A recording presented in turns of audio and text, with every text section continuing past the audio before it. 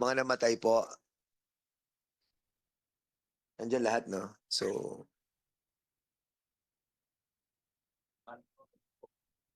oo nga, kaya nga eh. Yung pamilya dito po sa kabila. Tapos dito siguro yung mga public official kaya. Andiyan, sila Mayora, andiyan sila Mayora, sila mayors. Diyan na po kayo po, ma'am. Ilang mayors na nandyan? Doon na, sige, diyan na lang po, okay. And then siguro, yung mga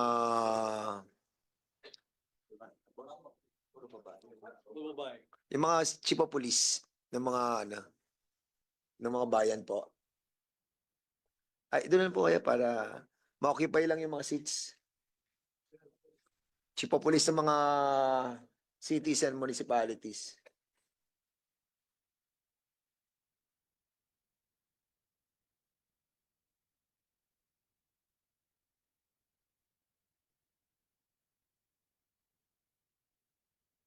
We'll start in 3 minutes.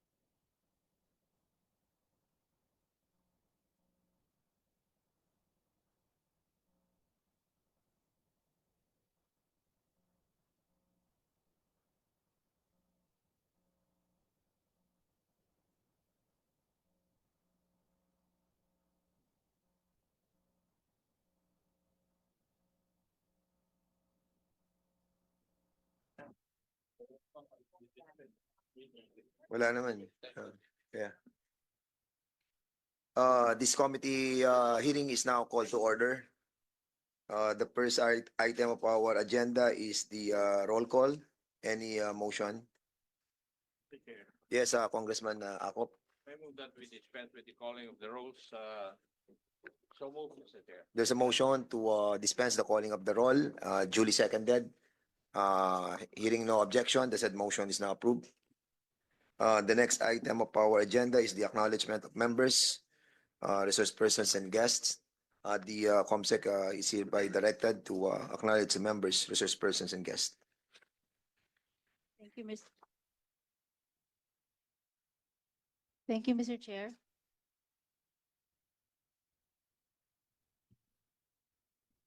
Thank you, Mr. Chair. The following members are present today. Senior Deputy Speaker Aurelio Dong D. Gonzales Jr., Senior Vice Chairman Romeo M. Acop, and Representative Joseph Stephen Caraps Paduano. The following resource persons are present today, sir. From the Philippine National Police, Police Brigadier General Rodrigo Maranan, the Regional Director for Region 3. Police Colonel J. De Maandal, Provincial Director of Pampanga. Police Lieutenant Colonel Roy Augustus Fragata Calulot, the Chief of Police of San Fernando City. Police Lieutenant Colonel Eric Sister, the Chief of Police of Arayat. Police Brigadier General Jose Hidalgo Jr., Police Colonel Levi Hope Basilio, and Police Colonel Alvin Consolacion. From the City of San Fernando, Councilor Aurelio Brenz Gonzales. We invited the LGU of San Fernando City, headed by Mayor Vil Macaluwag and Vice Mayor Benedict Jasper Simon Lagman. They are expected today, together with the city councilors and the barangay captains of San Fernando City. We also invited the LGU of Arayat and represented by Mayor Maria Lourdes Madir Alejandrino. Together with their councilors, we also invited the councilors and the barangay captains. Unfortunately, they were not able to attend today. We also invited the family and relatives of the victims, the barangay captains and councilors. We are also expecting them today. From the National Intelligence Coordinating Agency, we have Director Mildred Abordo, Director for Special Security. She's accompanied by Attorney Jerome Reyes and Attorney Albi Juarez. And from the National Bureau of Investigation, Director Isaac Carpeso, Regional Director for Region 3. That's all, Your Honor. Thank you. Okay, thank you so much. The next item of our agenda is the preliminary remarks of the chairperson. Okay, magandang tanghali po sa ating lahat. Welcome to the meeting of the Committee on Public Order and Safety. Ngayong araw ay sisimulan na po natin ang ating pagdinig ukol sa privilege speech and House Resolution number 2086 ni Senior Deputy Speaker Aurelio Dong D. Gonzales Jr. calling for an immediate investigation in aid of legislation into the senseless and unresolved killings in the 3rd District of Pampanga. Una sa lahat ay nais po nating iparating ang ating pakikiramay sa pamilya ng mga yumao na sila Kapitan Alvin Mendoza, Kapitan Jesus Liang, Kapitan Matt Ryan de la Cruz, at ang kanyang driver na si Henry Aquino, Kapitan Norberto Mel Lumbang, at Konsehal Federico Hipolito. Ipinararating din po ang aming simpatsya sa pinagdaraanan ng dating board member na si Jerome Tubig at ng kanyang pamilya matapos ang pagtatangka sa kanyang buhay. Mari nating kinokondena ang karahasan na dinulot nila at tayo'y nakikisa sa kanilang paghahangad ng hustisya. Nais ng komite na suriing mabuti ang mga dahilan kung bakit itong mga karumaldumal na pagpatay sa mga kawani ng gobyerno ay hindi nabibigyan ng sapat na tugon. Mainam po sana kung tayo ay mabigyan ng mga update mula sa mga kapulisan na naririto ngayon ukol sa kanilang investigasyon. Nais din natin na makakuha mula sa PNP ng kanilang mga rekomendasyon upang masolusyonan ang karahasan at pagpatay sa ating local officials, lalo na papalapit na ang eleksyon. We also call on the representatives of the National Intelligence Coordinating Agency and the National Bureau of Investigation who are here today to give us concrete recommendation to address widespread criminality and lawlessness in our community. This serious matter not only calls for the immediate resolution of these cases and the swift delivery of justice for the victims and their bereaved families.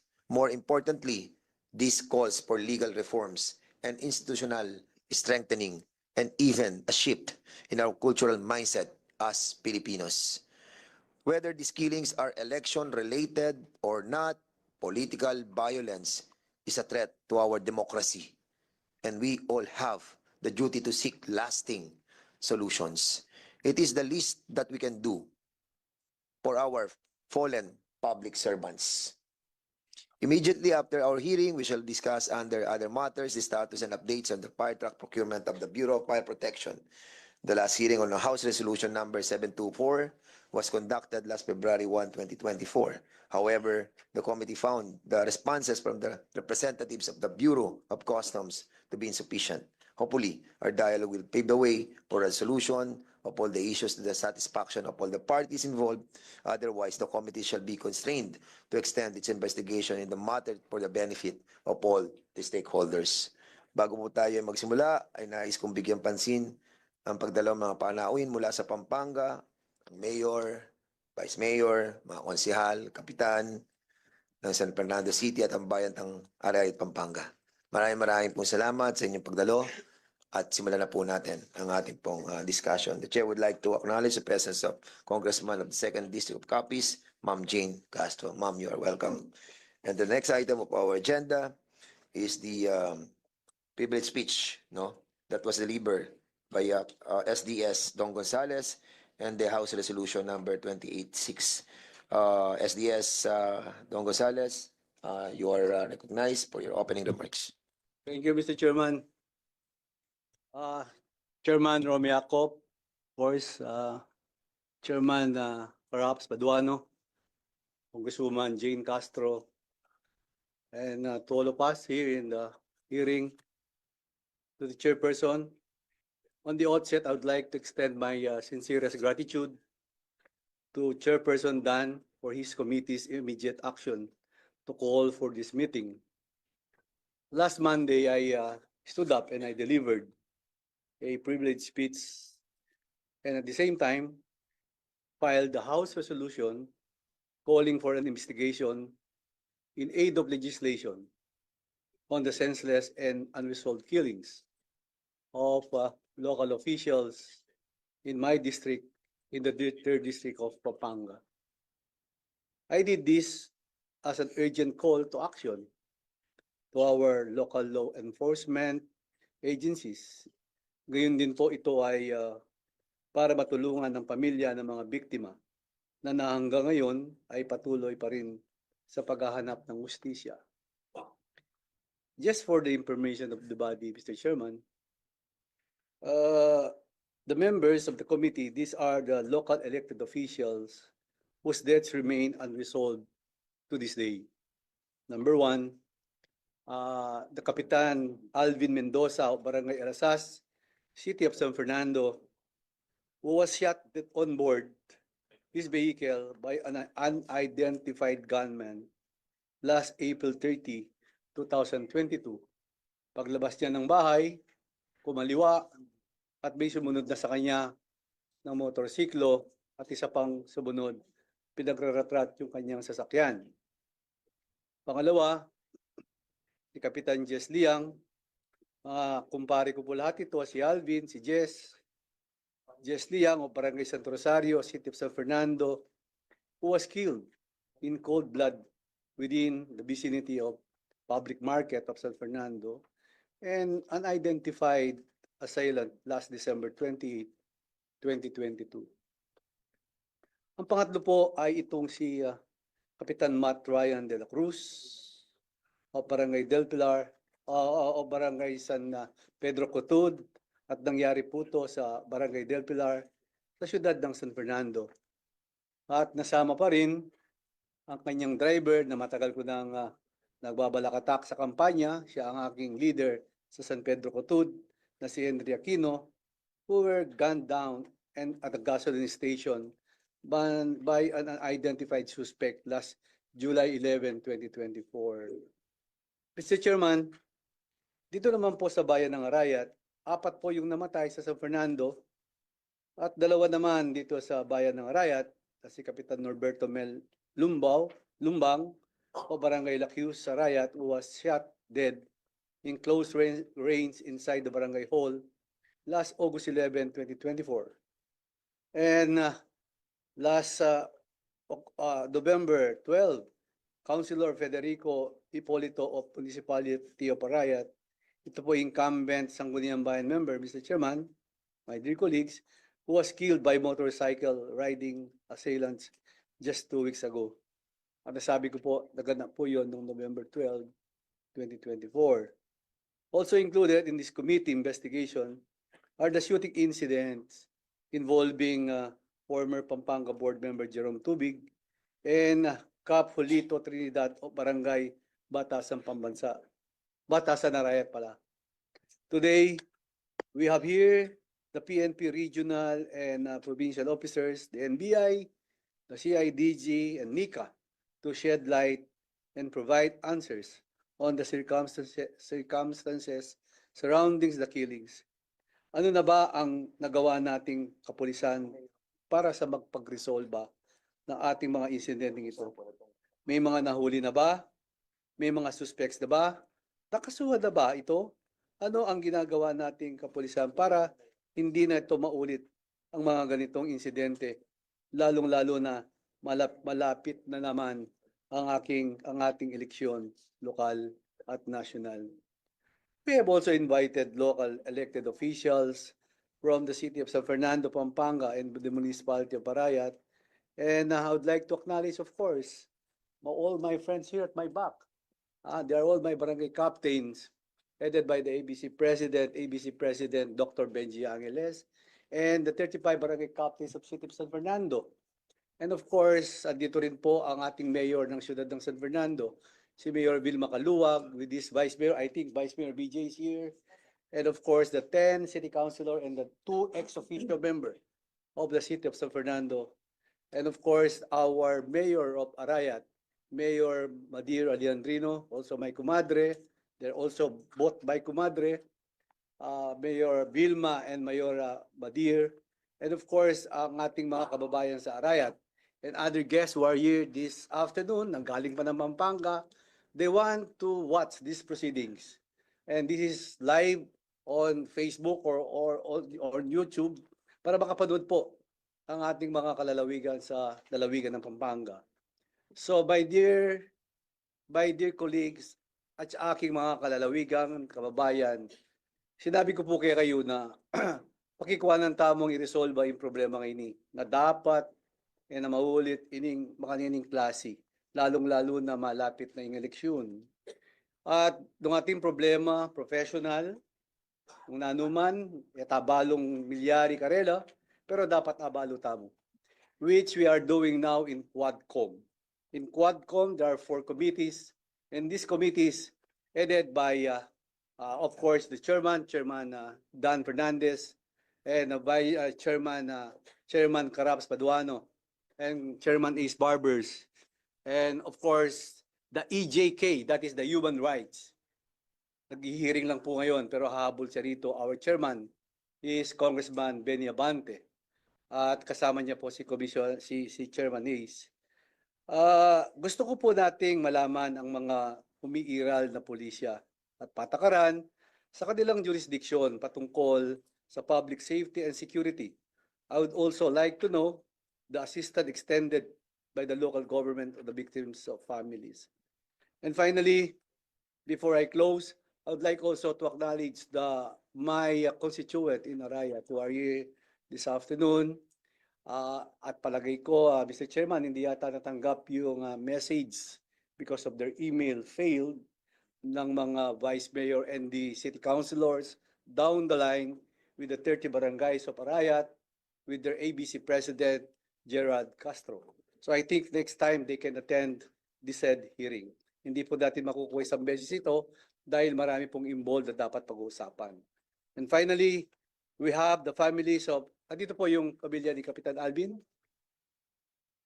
Wala po atang biktima. Ay, ayun. Si Konsyala. Konsyala po ngayon. Alam mo, Mr. Chairman, may downside din na nangyari. Masakit sa pamilya nila.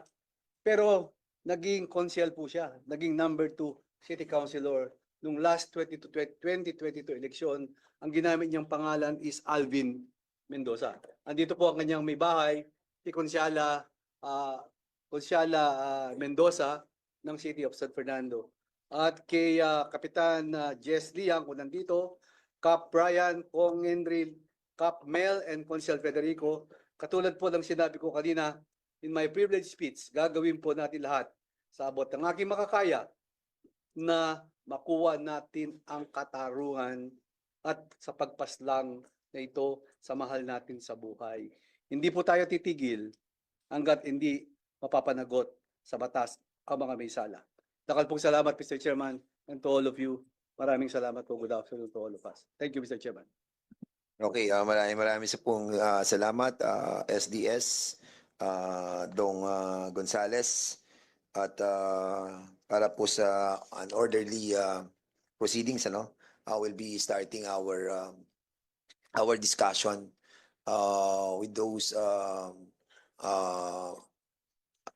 families of the victims. Can I invite Mr. Chairman, may? Yeah. Excuse me, can I invite the husband of Kapitan Alvin, the wife of Alvin. Wala ka pang Mendoza. tulog, ano? Wala pa akong tulog talaga. Mare, sorry. Konsyala. Oh, yeah. Take out Tapos muna kami tayo. 2 o'clock. Okay, so we'll be inviting over all the families ng mga biktima dito po sa left side, and then we'll be asking them also to all stand up, no? Lahat po ng mga resource persons to stand up for taking the oath, no?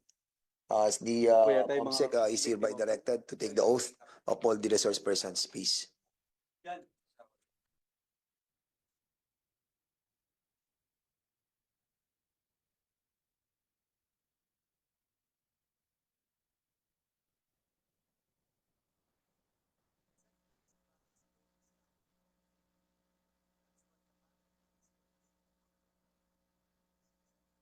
May I request all the resource persons to please stand, raise your right hand.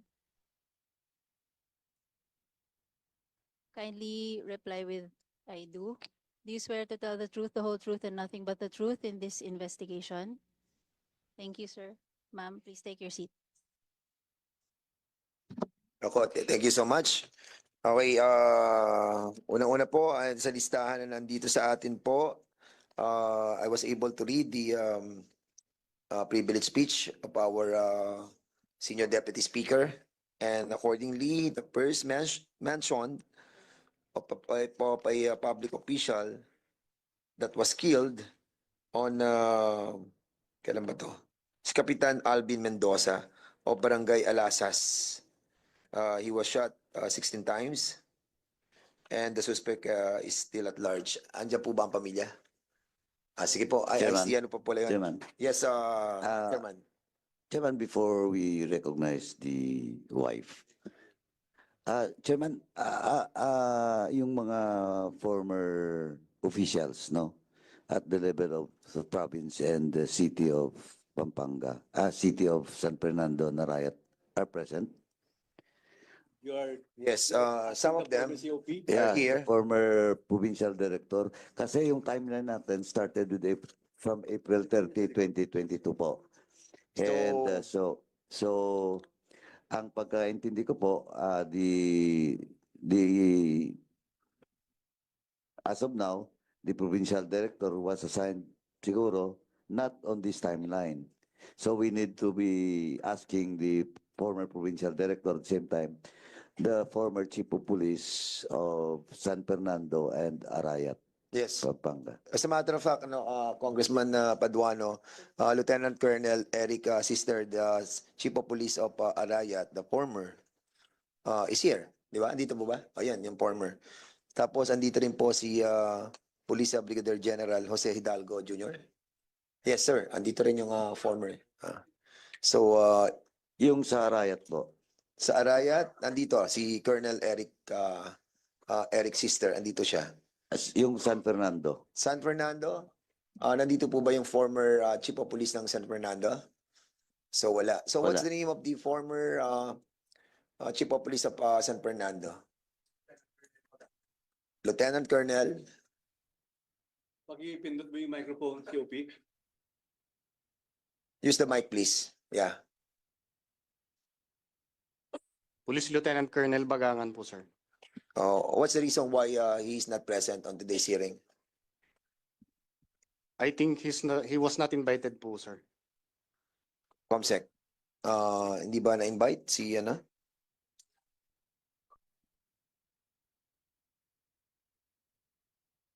Andito rin po si former Pampanga Provincial Police Director Colonel Levy Hope Basilio. Andito. Sir, pakiupo po kayo dyan. And also Colonel Alvin Consolacion. Yes, sir. Upo rin po kayo.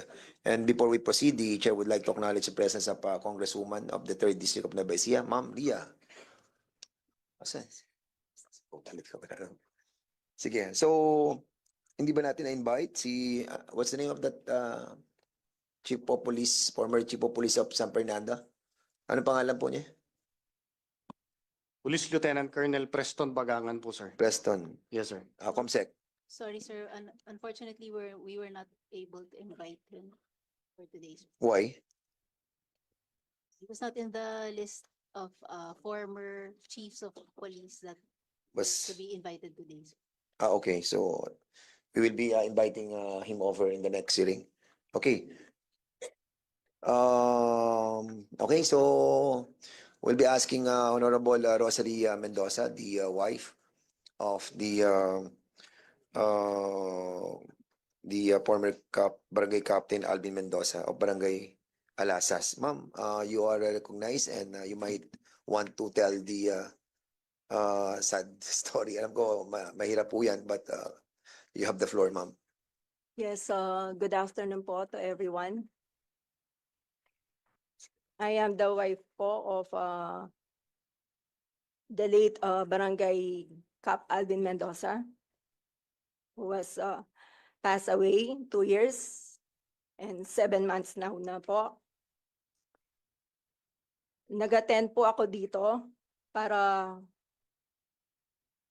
umaasa na makahanap ng hustisya sa pagkawala ng aking mahal na asawa.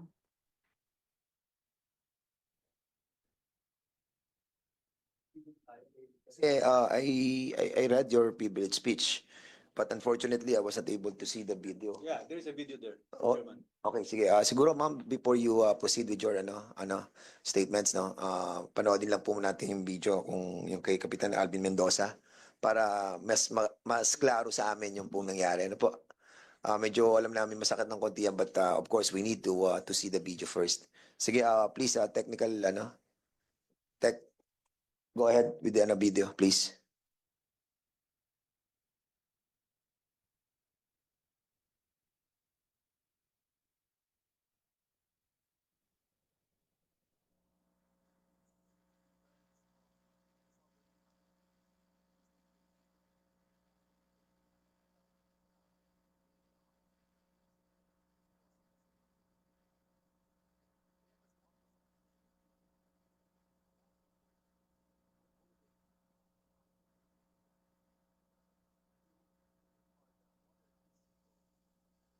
SUV.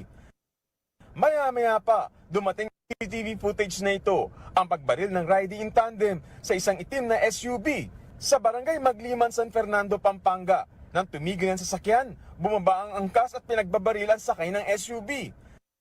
Maya-maya pa, dumating isa pang motorsiklo at pinagbabaril muli ang sakay ng SUV. Siniguro pa ng gunman na patay na ang sakay bago umalis.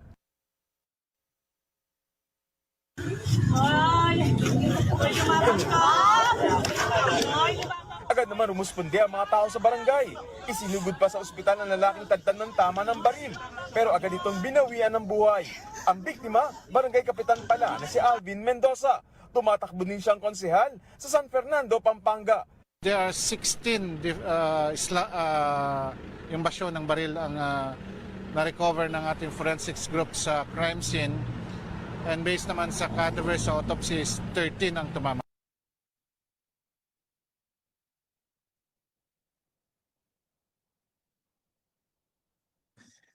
Okay, ma'am. Ma'am, you can proceed with your Go ahead, ma'am. Kung ano po yung mga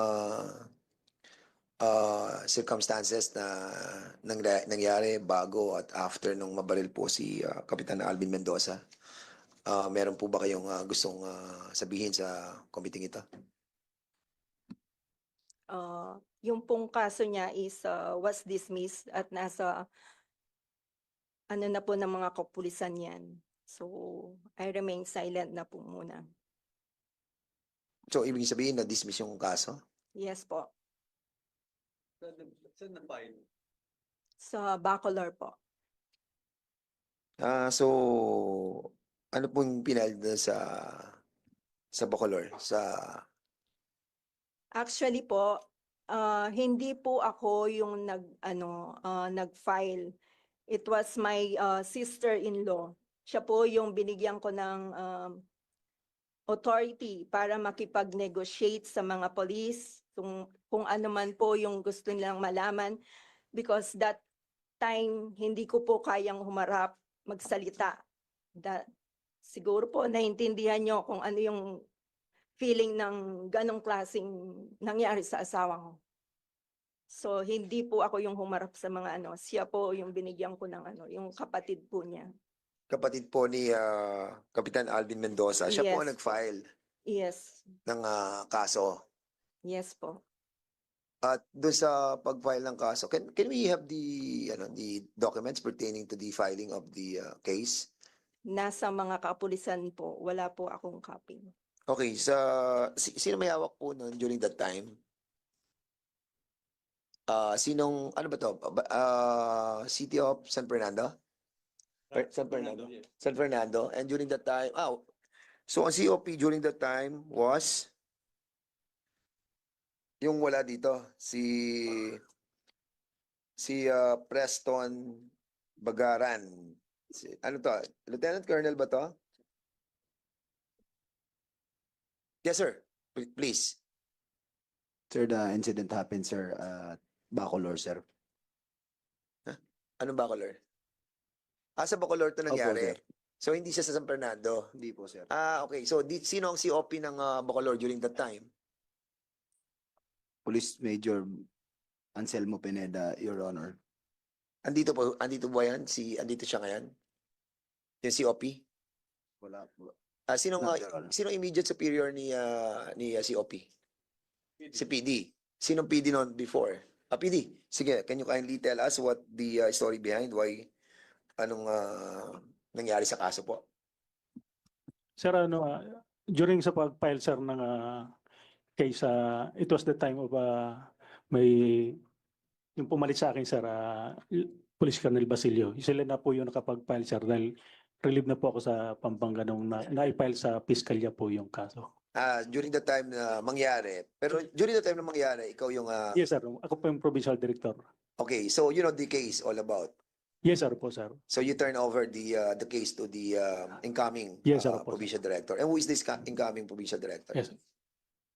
Can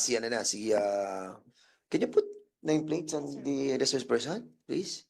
Para hindi tayo nahirapan. So, sir, what's the case all about? Can you kindly tell us the summary? Yes, sir. During that time, sir, I assume as the provincial director on October, and under investigation pa yung case. So I reopened the case and directed the Chief of Police of Bacolor and the investigator on case to follow up and gather evidence. At mabuti naman sir at nandito yung IOC. During that time, talagang si Madam nahihirapan tayong makakuha ng statement and natatakot siya na makuha na ng affidavit. So we coordinated with the brother of the victim. Nung nabuo yung ano sir, yung evidence natin, affidavits, and we filed a case. However, unfortunately, hindi nag-prosper na dismiss dahil nga yung nag-complaint is yung police officer. At nirespeto natin yung wife ng victim, nagbigay ng waiver sir na ano, na for her safety, medyo muna, ano muna sa case.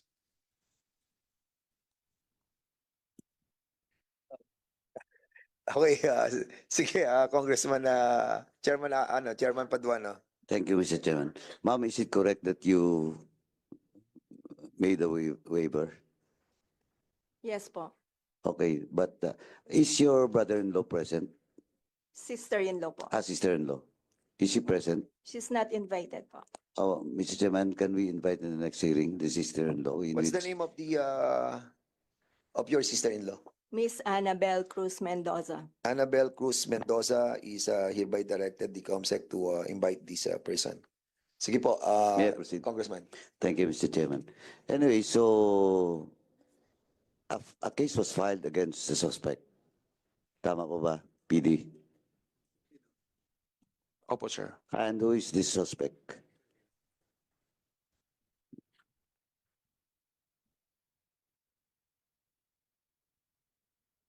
You have the documents with you, PD? Actually sir, we have documents. We will, if Sige, furnish us, but first answer the query of Congressman Paduano. So yung case na na-file for only one suspect or the three suspects? Kasi dun sa video, tatlo po. Yung operatives.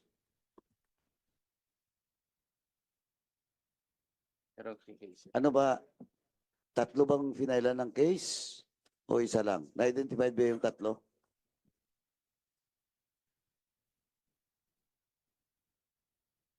Isa po yung napailan, Your Honor. Isang na-filean. Opo, Your Honor. So, anong motive? Why that persons of interest was the subject of the case?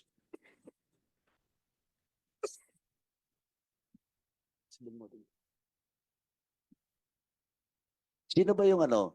Sino ba yung investigador? Is he present? Okay, Please.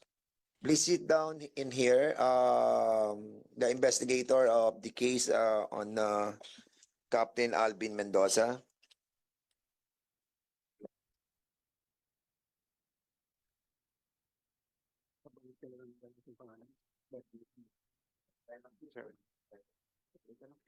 Sige. Did you take your oath?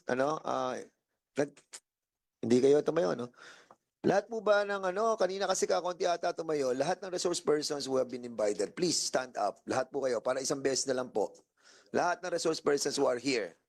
Kasi basically, baka mamaya magtanong, yung mga naka na kanina, okay na. Yung munang mga hindi tumayo, please stand up. Lahat ng pinatawag po dito, please stand up. Resource persons resource persons. Please raise your right hand. And also yung mga kapitana were also invited, di ba, mga barangay captains? Yung bago dumating na family, yung witness, yung family, Kapitana, the family of Jess Liang and Mr. Aquino. The wife?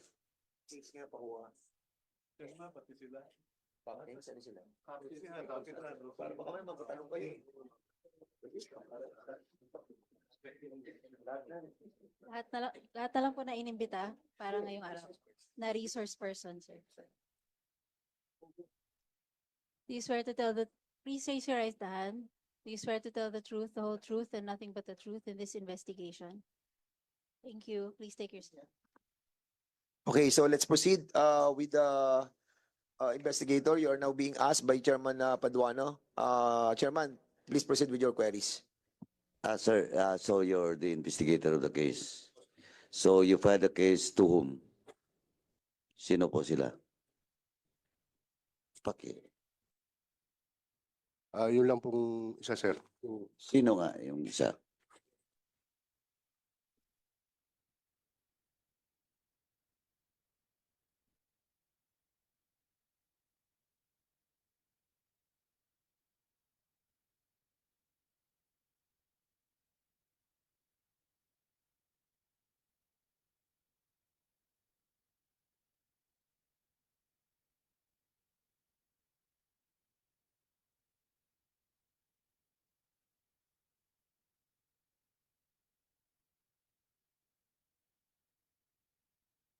Your Honor, a certain Rene Dewan, sir, alias Jason Alvarez, sir. Certain Rene? May alias? Yes, sir. Bakit may alias? Yun po yung nakuha naming information, sir. Yung suspect ba, yung record niya, back record niya, nakuha niya rin? Nakukuha po kami ng konting record niya, sir. Hindi, kaya nga may alias eh. Bakit may alias siya? Ano bang record nung suspect? Meron po kaming profile sa suspect, sir. Ano nga? Ano nga involvement nung suspect? Why? Bago tayo pumunta dun sa motibo. Yung pong pinailan po namin kaso na suspect, sir, based po dun sa witness na Hindi, muna, yung background muna yung ng suspect. Kasi you mentioned about alias. So usually pag may alias, gumagamit siya ng other names. Kompleto pa, Jason something. So ang question is, ano yung holdings niyo with regards to that person, subject person? Ano mga involvement niya previously?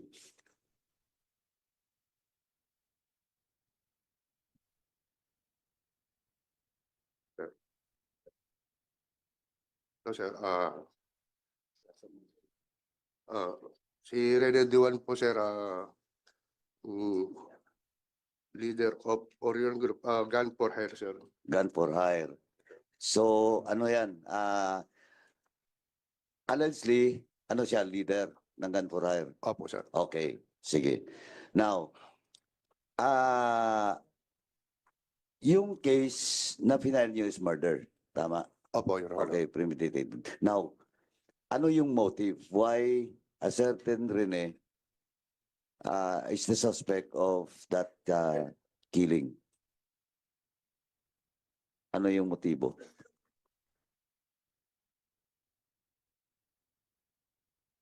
As an investigator on case po sa, ano po, sir, during that time na nag-iimbestiga ko po, sir, sa possible motive po, sir, we cannot discount that the fact that the motive might be job-related considering the fact that he was a barangay chairman, sir. As well, we cannot discount that the killing is politically motivated considering that that he was an elected government official, sir. In addition, we can discount that the fact it might be a motive of personal grudges based on the way he was killed, considering he was shot several times, sir. Okay. So dalawa, yung isa is politically motivated, yung isa is personal grudge. Yes, sir. Dahil sa dami ng putok at Okay. tama. But of course, kung assassin, kung gun for hire nga, sinisiguro na mamatay. Kaya pwede pa rin politika, pero maraming tama dahil sinisigurong mamatay. Di ba? Opo. Tama, okay. Now why that certain Rene? Ano yung investigation na why point to that certain Rene which is the head of that gang? Gun for hire. Meron po kaming witness, sir. Okay, you have your witness. Yes, sir. Ilan ba yung witness mo? Yung pong nakakita sa suspect, sir, isa po. Okay, so who is the name of that witness? Jimmy Velasco, sir. Jimmy, Velasco po. ang residence niya is from whom? Taga Santa Lucia, sa Small, Pampanga po. Ano siya, still alive? Opo, sir. Okay. Now, Mr. Chairman, can we invite a certain Jimmy Velasco, sir. Velasco in the Six- next hearing? Oh, Junior, sir. Who's that person? Jimmy Velasco, Who is that person? Junior. Witness. Oh, witness. Sige, we will be inviting the witness as well. So, Mr. Investigator, the witness voluntarily cooperates with the Opo. police. Nag-voluntary po siya, sir. Pumunta po sa compact po namin. Pumunta sa compact nyo. Do you have the testimony of the witness? Nag-execute po siya ng Affidavit. affidavit, sir. Okay, please submit to the committee, no? The affidavit that was made by the witness. Pakisubmit na lang po later, no? Later po. Opo, sir. Oo.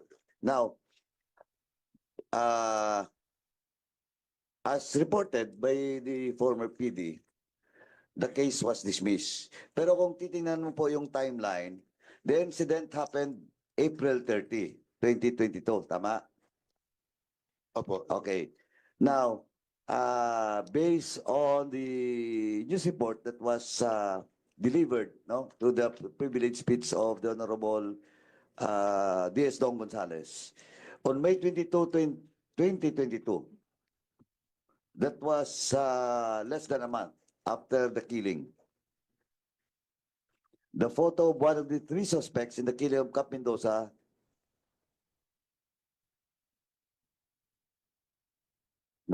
Pampanga Police Provincial Office made public through its official Facebook page the photo of one of the three suspects in the killing of Cap Mendoza. Andyan? Tama po ba to? Former PD.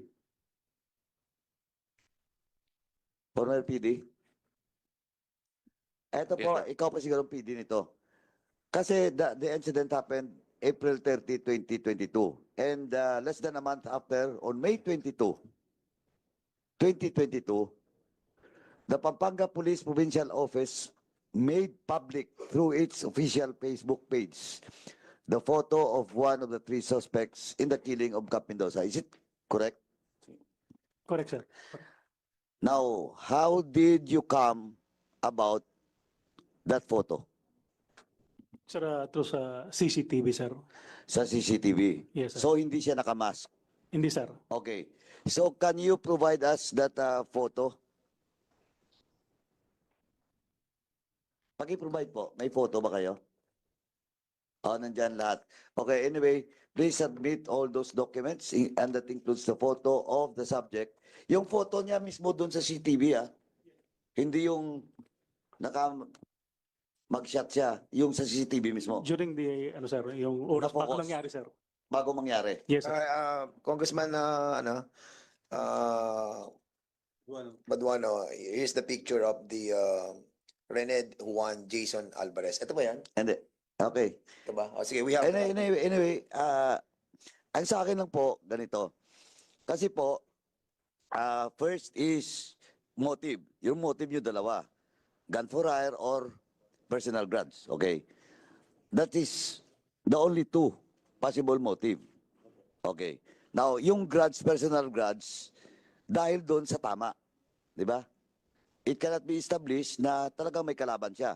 It's just because of the bullets, no, that hit the victim. Tama. Na, hindi ko na po tatanungin si ma'am kung ano po kung may mga kalaban ba siya maliban sa politika, personal grudge, o any transactions that involves the former the late barangay captain. Anyway, so with the CCTV, no, nandun yung mukha. So that's why you file a case against him. Opo, Your Honor. Okay. Now, tapos may CCTV na kayo.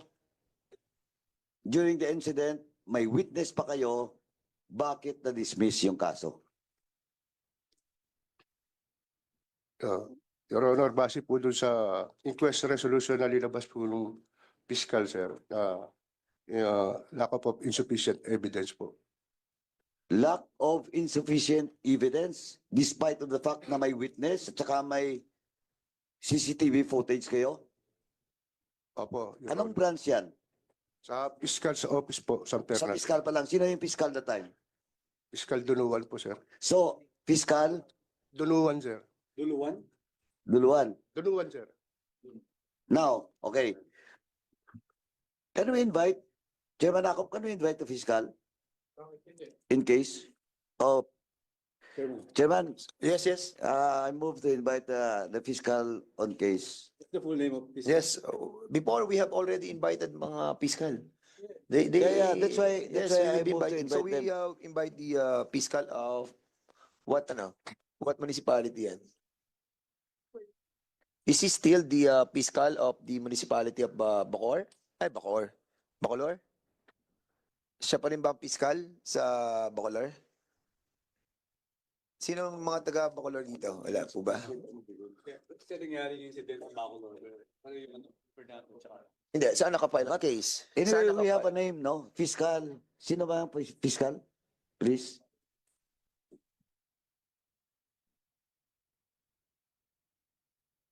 Honorable Berenel,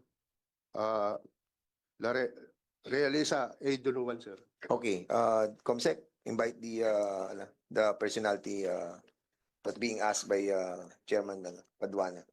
Okay, so BD, when it was dismissed by the fiscal, anong ginawa nyo? Next step, yung possible remedy. Kasi may witness, may CCTV, in fact, you have submitted the picture. Sa piskalya pa lang, dinismiss. Ano ngayon ginawa nyo? Sir, I have directed the IOC together with the Chief of Police to coordinate with the fiscal. Ano bang nangyari? Ano bang kailangan pang gawin para makapag-refile tayo ng case? Sayang naman yung effort ng kapulisan natin na-identify natin yung mga suspect pero in spite of the effort, dismiss ng fiscal, sir. Hindi, Chairman Paduana, I'll be asking briefly 2 questions. Why did we offer a waiver to Honorable Rosalie Mendoza? And in relation to that waiver, nag-assign tayo ng nominal complainant? Tama, PD? Ano pong reason bakit pinag-sign po natin sila ng waiver? Actually, sir, hindi namin sila pinilit na, no, sir? Because as we want also to help the family, Yeah. pero talagang, siyempre sila naintindihan namin, natatakot naman silang lumabas at ni makuhanan ng ano. Sige, so we'll be asking Ma'am Rosalie Mendoza.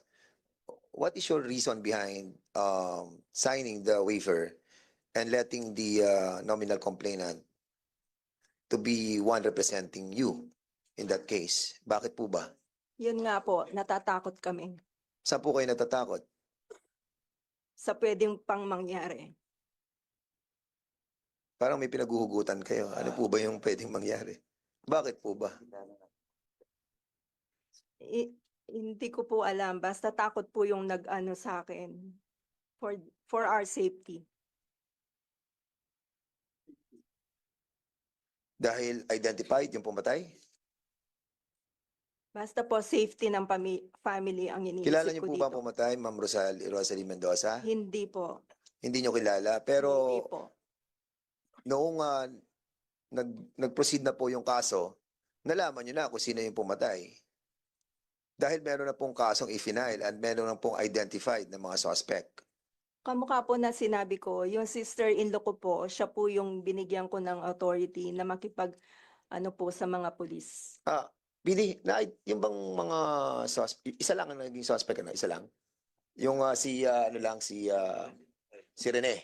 Yes, sir, isa lang ang na-identify. At kung titignan mo yung inyong documents, andito yung mukha nung Rene. So identified siya, tama si Chairman Paduano, may mga CCTV, and the reason bakit na-dismiss suddenly is we wonder why. Di ba? So, ano reason? Bakit na-dismiss? Yes, sir. Lack of evidence, Lack of sir. evidence Kaya nga, because we coordinate again with the help of our legal officers para makipag sa fiscal's office, ano ba ang kulang, ano ba ang kailangan pa namin i-submit para tanggapin at makasuhan yung mga suspect. so ito po bang suspect na to na si Rene? Rene, ano ba to? Hindi. Jason Alvarez. After the identification dito, na itinuro na ni si Mendoza bilang siya yung witness, were you able to find out kung nasaan siya? Itong suspect, si Rene De Juan alias Jason Alvarez. Actually, sir, dahil nga na-dismiss, we plan to refile. That's why the case is still ongoing. May mga suspects pa na, kasi may mga other suspects na hindi pa pina-follow pa na ng team, sir. Kailan po nangyari to, PD? Actually, nung panahon ng April 23, 2022, sir. 2022. 2022, sir. Okay, you want to proceed? Chairman, ganito lang po. Since we have moved to invite that persons of interest, can we, Chairman, can we direct the PNP and coordinate through the COMSEC, coordinate our invitation to that certain Rene through the PNP so that they can bring that Rene on the next hearing, Mr. Chairman? Oh, ito kasing sinasabi niyong PD, sandali po. Chairman, sandali po. yeah. RD, tsaka si PD. RD, PD, please help us now to produce the invited resource person on the next hearing. Please po. The COMSEC will just coordinate with your office. Thank As a you po. matter of fact, Chairman, nandito yung address nung si Rene De Juan Hindi kaya nga Bahala Andito. ng police na i-produce sila. So, please produce this person, RD and PD, para we can proceed to the next victim, no? Okay, so siguro, okay, si Chairman Acop and then si Ma'am Jane Castro will be asking as well. Sige, Chairman Acop, please. Thank you, Mr. Chair.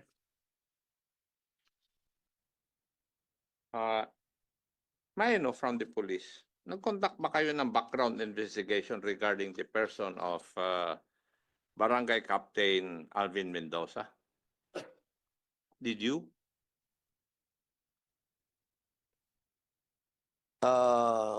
Cesar Dalay, you can answer or wala yung COP. Sige, Dalay, ikaw na lang.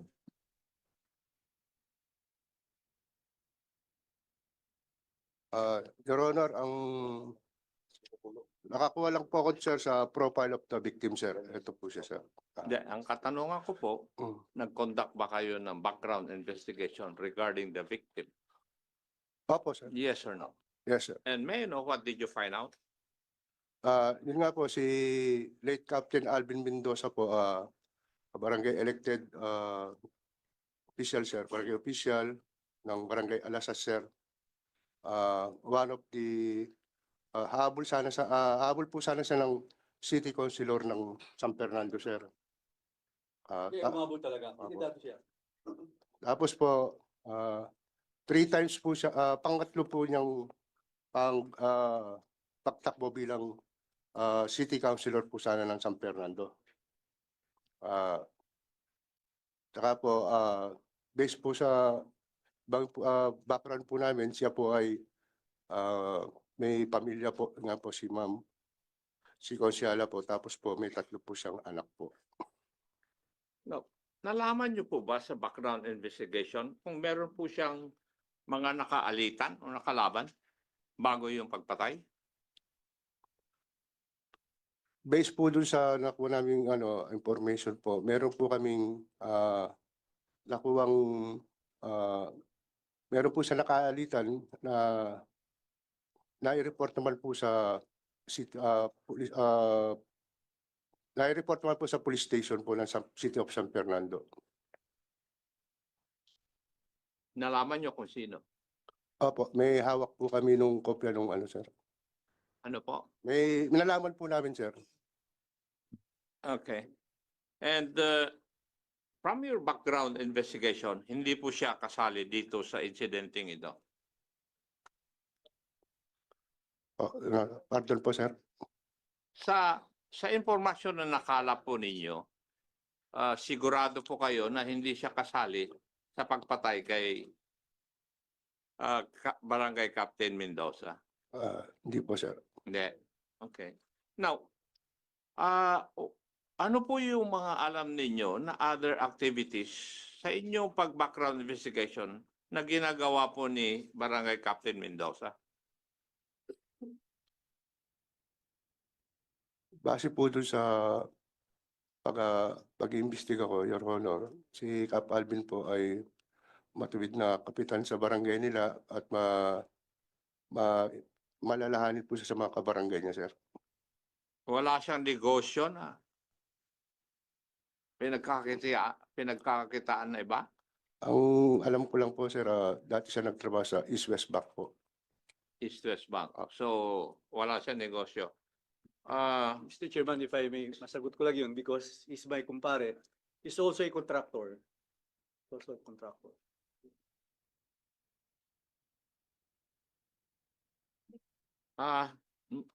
Madam Consiala, pasensya na po kayo. Kailangan ko pong tanungin po kayo eh.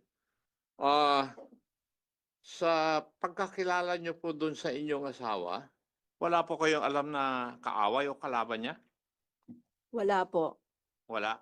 Wala po. Maski dun sa pagtatrabaho niya bilang kontraktor, wala rin po. Wala po. So yung sinasabi ng kapulisan na meron siyang perceived o alam na kalaban, hindi po nyo alam yun. Hindi po. Sige po. Marami po salamat. Now, where did the incident happen? Sa ano lang po siya sa barangay Alasas lang po. San Fernando. Yes, that's part of San Fernando. Ano po, sir? Barangay Alasas, sir. Kaya, City of San Fernando, sir. barangay ng City of San Fernando. City of San Fernando, sir. Thank you. Yung kaso naka-file sa City of San Fernando. Hindi po, sir. Naka-record lang po. Hindi ba sandali lang? Tiga Alasas yung namatay. Apo. Galing siya sa bahay niya sa Alasas. Ngayon pinatay siya sa Magliman, Bacolor. Or Alasas na. Magliman Bacolor po, sir. Kaya nga. Yung Magliman is, dalawa tayo eh. Magliman, Apo. Bacolor, and Magliman, San Fernando. Saan nangyari? Sa Magliman, Bacolor. Opo. Kaya na-file yung case sa fiscal ng Bacolor. Hindi po. San Fernando po yun, sir. Ipapile po talaga, sir. City of San Bakit Fernando. napasok yung Bacolor po dito? Kasi po, sir, yung pong daan doon, sir, kalahati po nung daan, sir, San Fernando, kalahati po, Bacolor, sir. Alam ko yun sir, alam ko yun kasi halos nadadaanan ko yan eh. Half of that is San Fernando, half of that is Bacolor. And that is Bagliman to Alasas, Alasas, sir. connecting road. Left side is Cementerio. Doon namatay siya, part of Alasas, San Fernando. Hindi po, sir. Part po Magliman. ng Bacolor. Oh, Magliman. Magliman, okay. Chairman, connecting road kasi yun. San Fernando to Bacolor. Thank you, Eso. So, saan talaga nangyari yung insidente? Yung pong nangyari, sir, Barangay Magliman, Bacolor, Pampanga, sir. So, nangyari yung insidente sa Bacolor, yung kaso pinail sa San Fernando. Opo, Your Honor. Bakit po? Pag nagpapile po kami ng kaso doon po sa Office of the Provincial Prosecutor po, City of San Fernando, sir. Walang prosecutor doon sa Bacolor. Ano lang po yun, sir? MTC lang po, sir, ang doon po. Ano po? Municipal Trial Court lang po, sir. MTC. So walang office ng prosecutor po doon sa lugar. Wala po, Your Honor. So kaya diretso kayo sa Provincial Prosecutor's Office. Opo, Your Honor. Thank you. Now, ano po yung Yung ifinail na kaso po ay murder, kagaya ng pagtatanong ni Honorable Paduano, di po ba? Opo. Now, sabi po ninyo sa pagtatanong ni Chairman Paduano, meron po kayong suspect. Di po ba? Opo. Ano po yung basihan ng kapulisan para ma-filean yung suspect na yun sa krimen na murder? Ayun nga po, base po dun sa mga CCTV footage po na nakuha namin, tapos po dun po sa witness po namin, Your Honor. Yung CCTV, kitang-kita ba yung pagmumukha ng suspect? Ang ibig ko pong sabihin, kung papanoorin ko po yung CCTV, kitang-kita at makikilala yung mukha o identity ng suspect. Makikilala po, Your Honor. Makikilala. Opo. Sino po ang makakilala? Yung pong witness po namin, sir. Yung witness po ninyo, paano nyo nakuha na witness to? Nagboluntaryo o hinanap ninyo? Nag-volunteer po siya, Your Honor. Paano po siya nag-volunteer? Nga po, sir, pumunta po siya sa opisina po namin, Your Honor. At ano po ang sinabi? Na siya po ay tetestigo dun sa nangyaring insidente po kay Cap Alvin Mendoza po. Tatlo po yung sinabi na bumaril. Di po ba? Opo. Dalawa yung unang pumutok, sinundan ng isa, sinigurado. Tama rin po. Opo. Bakit po iisa lang ang alam niya? Kasi po, Your Honor, isa lang po yung na-identify niya, sir. So, ibig sabihin nun, sa CCTV, hindi kita yung pagmumukha ng dalawa. Yung isang suspect lang ang kitang-kita sa CCTV. Yung Opo. ba ang ibig mo sabihin? Yun lang po, na-identify po ng witness namin, Your Honor. Yun lang ang na-identify. Sige. Anyway. Nung nahuli po ninyo ito, Hindi po, Your Honor. so hindi pa nahuli. No, ipinail ninyo yung kaso, the suspect was not under your custody. Opo, Your Honor. Ganon. So, at large pa rin siya. Opo. Okay. Now, meron po kayong sinabi kanina na na-dismiss yung kaso dahil yung complainant ay police. Tama ba yung pagkarinig ko kanina? Opo, Your Honor. Are you sure of that? Did the any member of the victim act as witness complainant? Wala. Wala, sir. Wala po, sir. Madam Konsehala, hindi po ba sa pagsasagot din po nyo kanina, sinabi po ninyo na binigyan po ninyo ng kapangyarihan yung sister-in-law nyo? Opo. Na kasama din po ba doon sa kapangyarihan na pinagkaloob nyo sa kanya ay siya na rin po ang pwedeng magreklamo? Opo. So, bakit sino ang nagpirma doon sa complaint?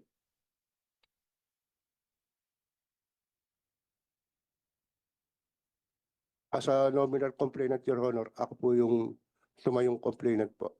Yes, but did you place the name of the sister-in-law as your complainant witness? Wala, Kailangan yun eh. wala po, Your Honor. You didn't ask them to sign a complaint also? Wala po, Your Honor. Now, sige.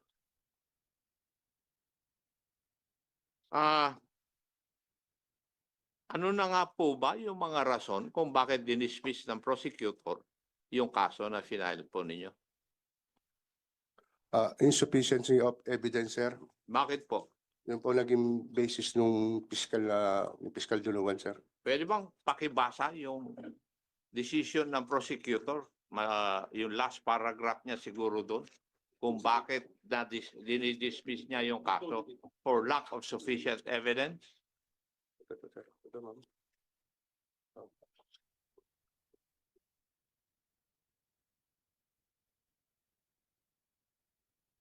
The identity of the suspect driver is unconvincing. The person first interview stated that the suspect faces were covered and that they ran away from the scene and secured themselves. Technically, no one was able to see the face of the suspect. Even Velasco testified that when the suspect driver later on out on his helmet, and the suspect passenger backrider also had a face covering, Velasco learned of the death of the victim through social media, and we testified sometime in December 2022. He said that he already saw a cartographic sketch of the suspect driver also posted in social media. Velasco identification of the suspect driver is suggestive identification, and other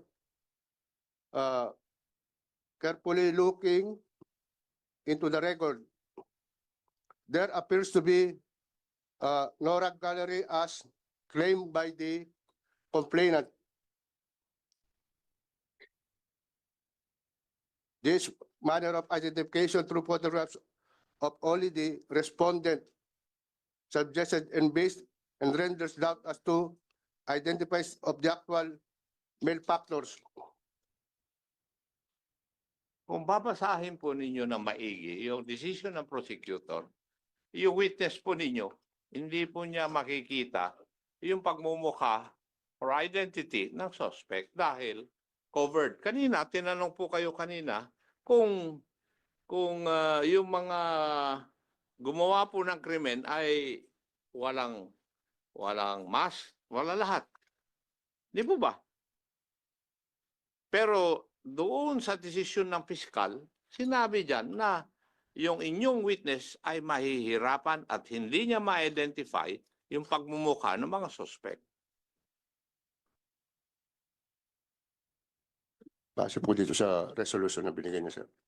Yun nga, kaya ko nga, kasi dalawang bagay lang yun pa Executive Master Sergeant. Either kayo po ang nagkamali o yung piskal ay nag-imbento ng kanyang rason kung bakit niya didismiss. Yung nga po, Your Honor, yung nga, base po doon sa affidavit po ng witness namin, sir, nakita niya yung isang suspect po.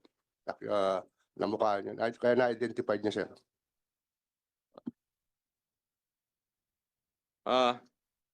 Doon po sa pinakita na video, kayo po makikita nyo ba yung pagmumukha ng tatlong suspect? Hindi po, Your Honor. Ay kung hindi po natin makikita doon sa video na basehan ng pagkakakita ng inyong witness, wala kang mangyayari. Your Honor, bago po mangyari ang pagbaril kay Cap Alvin, Your Honor, yung pong witness na kaya po na-identified, Your Honor, doon po sa may gotohan po. Sa cartographic, Po doon sa may gotohan, sir. ha? Gotohan, sir. Nandun siya. Opo, Your Honor. Kaya nga, pero kayo na rin nagsasabi na paano niya makikilala yung isa sa tatlong suspect kung doon sa resolution ng fiscal, hindi makikilala. So, dalawang bagay lang yun. Yung prosecutor nag-iimbento ng rason para i-dismiss yung kaso, o ang katotohanan, yung witness po ninyo, hindi niya ma-identify talaga. Di po ba?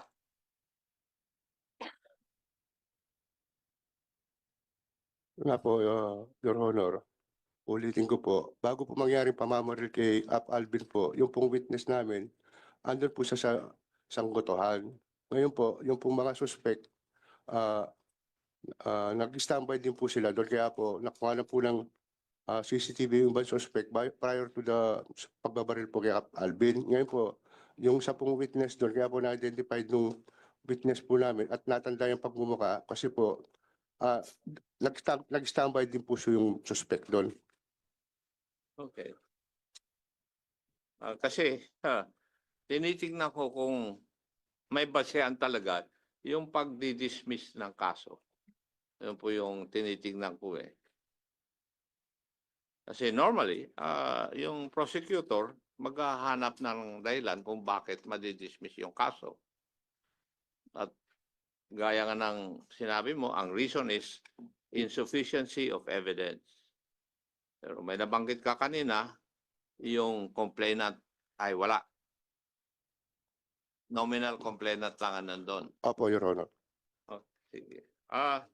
Sa pag-iimbestiga ninyo, sa kasagutan po ninyo kay Congressman Paduano, sinabi po niya na ang posibleng motibo ay politika. Tama? Dahil siya ay isang politiko. Opo, Your Honor. Personal grudge. Opo. Yung inyong finding na pwedeng politika ay dahil siya ay isang politiko. Opo. Tama? Opo. Pero yung bang matanong ko po kayo, tinignan niyo rin po ba kung may kalaban sa politika si the late Barangay Captain Mendoza? Kasi dapat may rason eh. Bago nyo sabihin na politika ang dahilan, hindi lang dahil siya ay politika. Wala naman siya. Sir. Siya ay politiko. Hindi ba? Wala siya kung kalaban. O, ikaw nga pwede sumagot nun. Eh kasi nagkukonsulta sa iyo yung sa pulis eh. Sir, possible lang sir, kung may kalaban na politika. Pero sa pag-iimbestiga namin, wala pa kaming nakita noon na pwedeng kalaban niya sa politika, sir. Kaya ang una ko pong tanong sa inyo ay nag-conduct ba kayo ng background investigation? Kung titingnan niyo yung pagtatanong ko, ang unang-una kong tinanong sa inyo ay tinignan niyo ba yung background ng biktima? Kasi doon nyo makikita yung maraming bagay. O, ano ang basihan ninyo? Bakit politika ang dahilan? Dahil ba siya ay politiko? Hindi nyo natitignan kung dahil sa siya ay politiko, meron siyang matinding kalaban. Di ba? O kaya sa pagiging politiko niya, may nasasagasaan siya. Eh, hindi ko alam kung paano nyo iniimbestigahan. Tama, Mr. Sergeant? Kasi dapat lahat ng motibo na sinasabi nyo, may basehan dapat kayo. Kaya hinahanap ko yung basehan ninyo eh. Kay Kap Alvin naman po, nag-conduct din po ako ng interview dun sa mga kalyado na hahabol sana din po ng konsyal ng bayan ng siyudad ng San Fernando, sir. Nag-execute din po sila ng affidavit, sir. Hindi nga. Kasi, sige, tumakbo siya na pagiging konsyal. Meron ba siyang kalaban? Ilan bang konsyal pala ng Bacolod? Ay, San Fernando? 10 city councilor. Oh. Doon sa 10 pwesto na yun, meron ba siyang mahigpit na kalaban na ayaw siyang pumasok at yung kalaban niya ang papasok? Wala po, Your Honor. Eh, kaya sinasabi ko, wala kayong basihan kung bakit politika ang dahilan. Ngayon, punta tayo dun sa personal grudge. Kayo na rin ang nagsabi na walang kaaway, maliban lang sa isa. Di po ba? At tinanong ko rin kayo kanina, meron ba sa tingin ninyo, may kinalaman ba yung kaaway niyang tao sa pagkamatay ni Barangay Captain Mendoza? Kayo na rin nagsabi, wala, di ba?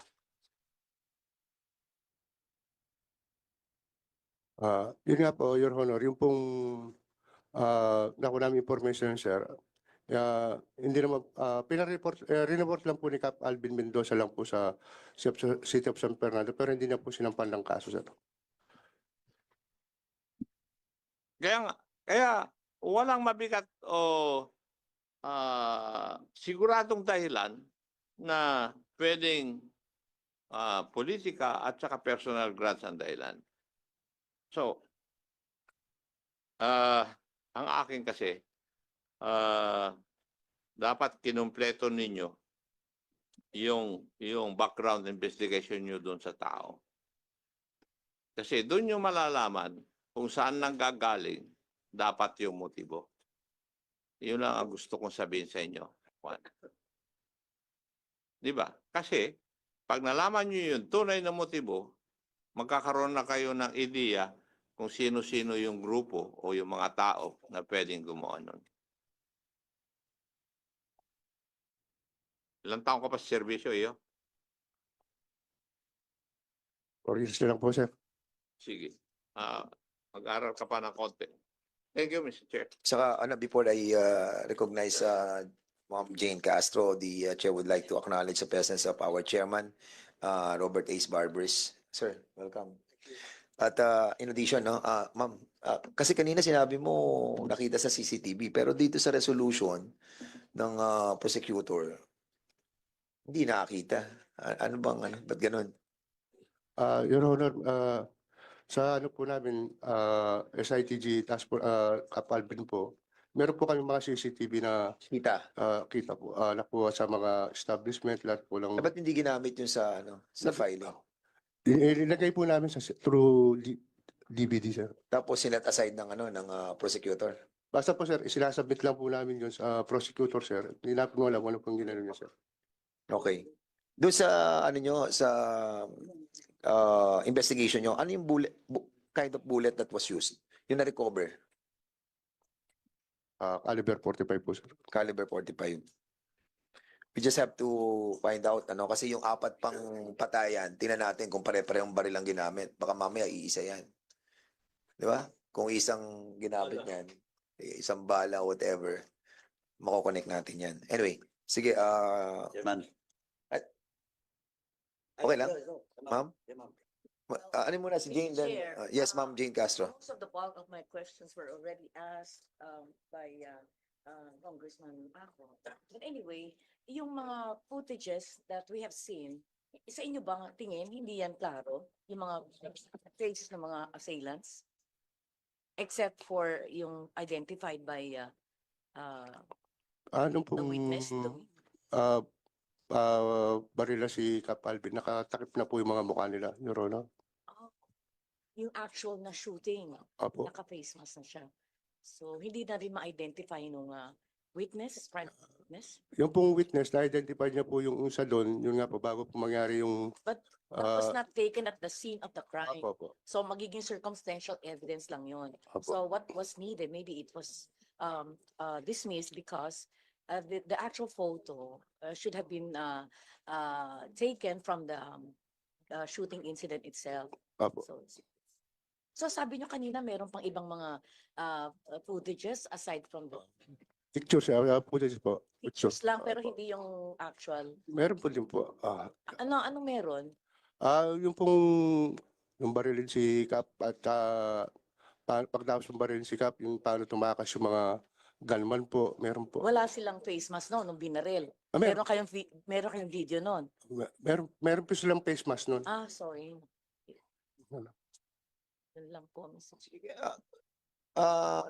Sergeant Dalay, can you kindly give us yung meron kayong copy ng mga CCTV na sinasabi niya? Meron po. Can you submit to us? Opo. And all the documents pertaining to this case? Opo. Congressman Paduano, before we proceed to the next victim. Sige, go ahead. Thank you, Mr. Chairman. Two things lang po, no?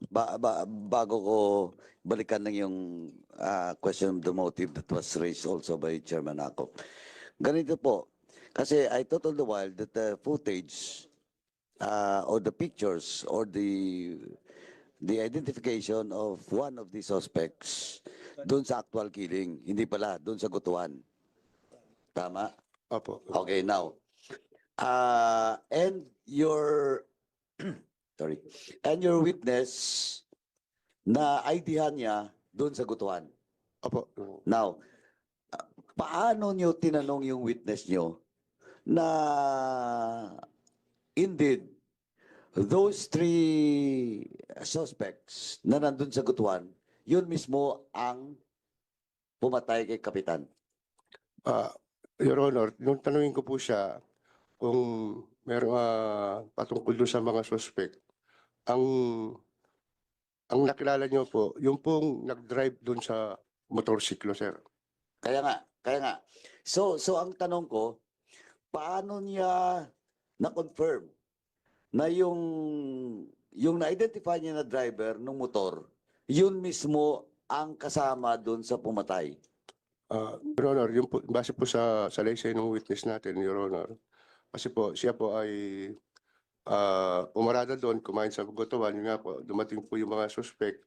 Tapos po yung isa po doon, nagtanggal po siya ng tube mask, palakad-lakad doon, sir. Nakikita niya po yung driver, yung pong nag-drive doon sa motorsiklo, sir. Okay. Now, gaano kalayo yung Gutuan doon sa scene of the crime? Kung doon po sa pinagbabaril si Cap Alvin po, sir, malayo-layo po, sir. Anong malayo-layo? Mga ano po, sir, mga 50 to 60 meters po. 50 to 60. Opo. Malapit yan. So, ganito po. Ganito po. So, question of time, no? Yung oras po. For example, dinescribe niya pa nung nakita niya then a few minutes after binaril? Hindi po, yung pong witness, sir, nung pong sa salaysay niya, sir, nung pong nakita niya, sir, nang umalis na yung tatlo, sir, yung nag-drive ng motorsiklo, siya po ay pumunta ng barangay San Isidro kasi nagdi-deliver po siya, sir. Hindi, pero ang tanong ko po is, nung umalis yung tatlo para doon sa operation, siya ay umalis din. Opo. Hindi doon sa direksyon ng tatlo. Hindi po, Your Honor. Papunta po siya ng barangay San Okay. Isidro, Okay, City of San ganito po. Fernando po. So pag alis ng tatlo, umalis din siya. Opo.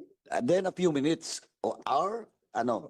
Pagkatapos lang po niyang kumain, Your Honor, umalis na po siya. Hindi, ang tanong ko, ilang minuto, oras Mga ano lang po, na pinatay yung kapitan after sa Gutuan? hindi niya po niya agad nalaman, Your Honor. Kasi po, gawa nga nang nagdi-deliver po siya, sir, papunta po siya ng barangay San Isidro, sir. Hindi, ganito. Ganito po, kasi dapat sa investigasyon nyo, tinanong nyo. Di ba?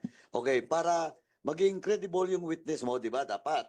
Okay, on that particular hour, nandun ka. Nandun din yung tatlong suspect. Allegedly, tatlong suspect. Then you left after siyang kumain, di ba? Opo. Umalis siya.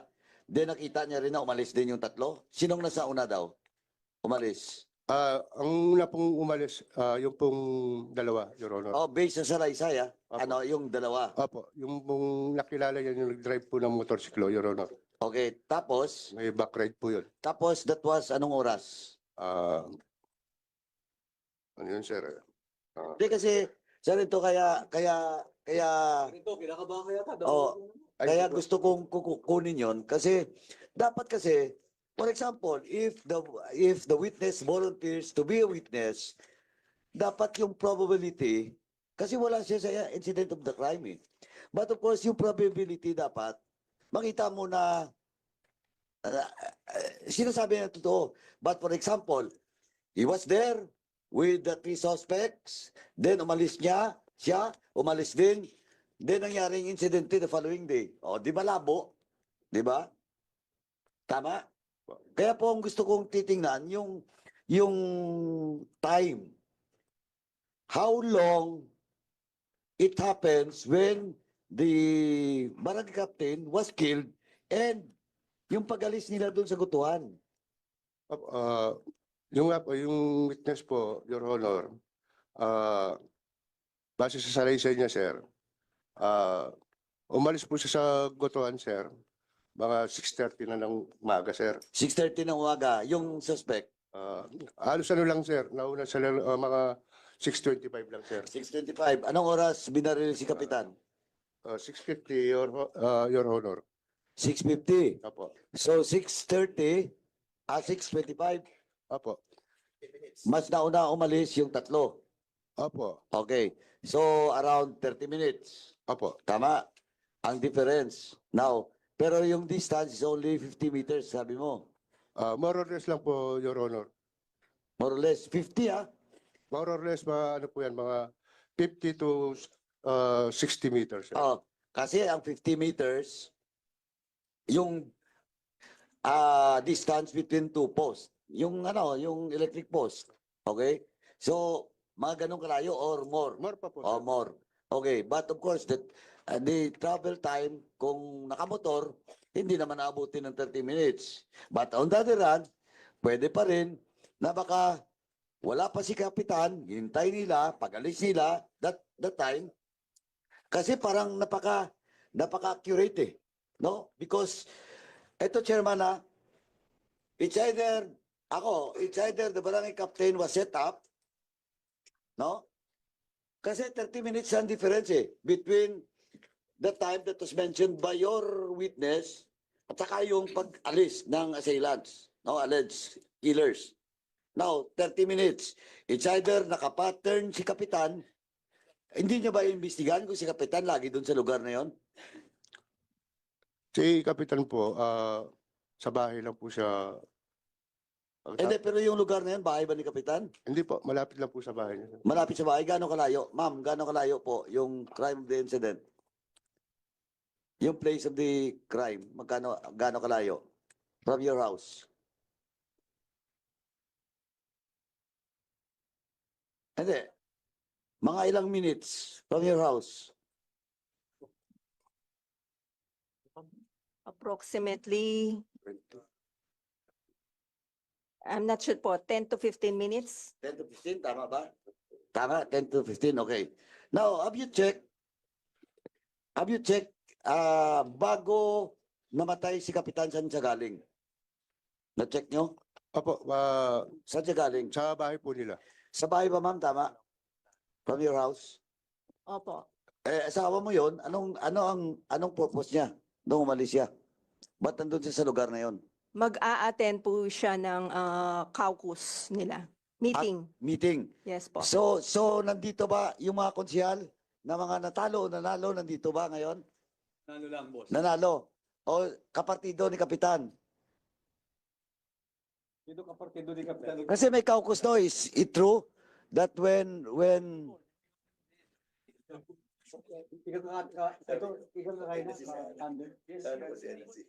Yes, candidate.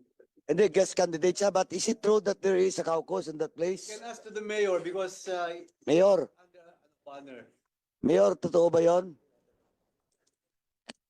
Yes po. So, Your Honor. ganito, Mayor, again. Sabi ni Konsyala, when Barangay Captain Mendoza left their residence, may caucus daw, tama? Opo. Ganong oras din. Every morning po kasi. Hindi, pero yung araw lang mismo na yon, Yes mayroon. po. So, every yung assembly morning. time nyo, anong oras? Basta every morning po, nagkikita kami doon. Mga anong oras? Mga 7, Okay. 7 a.m. So, ma'am, yung lugar na yon, Mayora, yung lugar na yon, yun yung parang rendezvous nyo, meeting place nyo. Yun po yung ano namin, Meeting place. meeting place namin. Assembly area. Parang, Okay. Now, ilang beses nyo na ba nagamit yung lugar na yon? Ay, yun po kasi yung lugar talaga namin. Before the death of Captain Mendoza, mga ilang beses na kayo nakapwesto doon.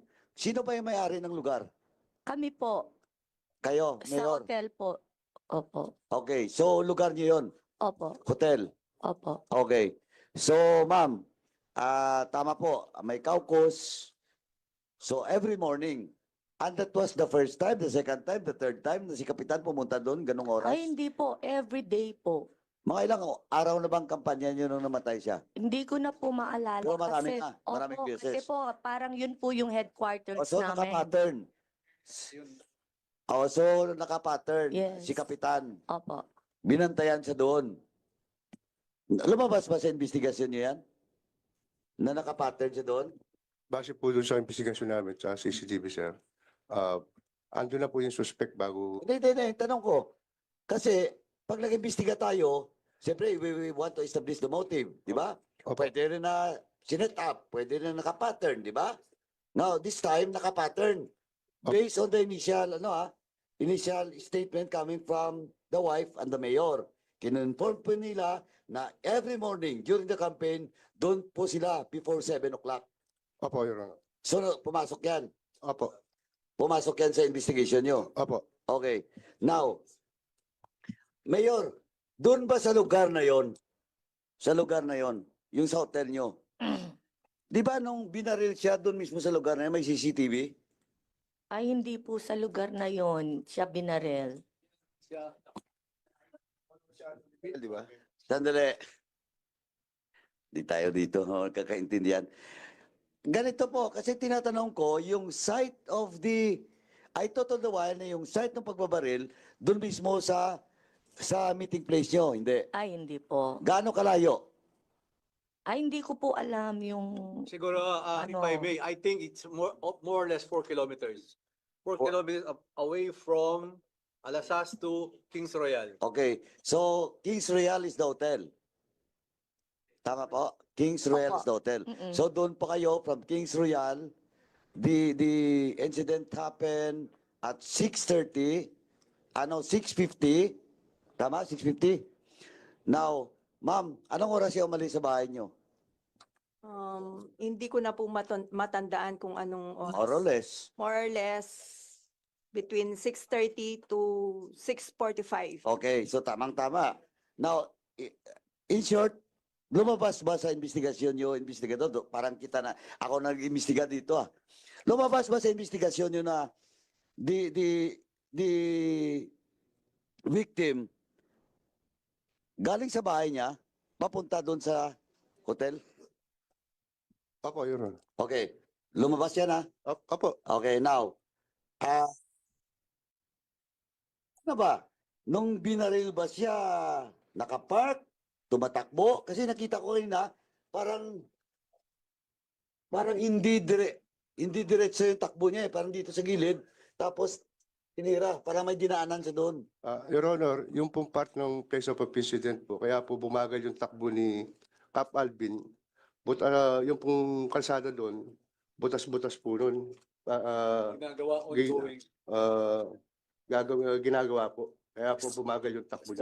So kasi ang nakita ko lang kasi, kung ito yung daan, yung ulo niya kasi, parang hindi diretso, nakaganon. No? Tama? So, pero sigurado kayo, wala siyang dinaanan doon. Hindi siya uminto doon. Hindi po, Your Honor. Okay.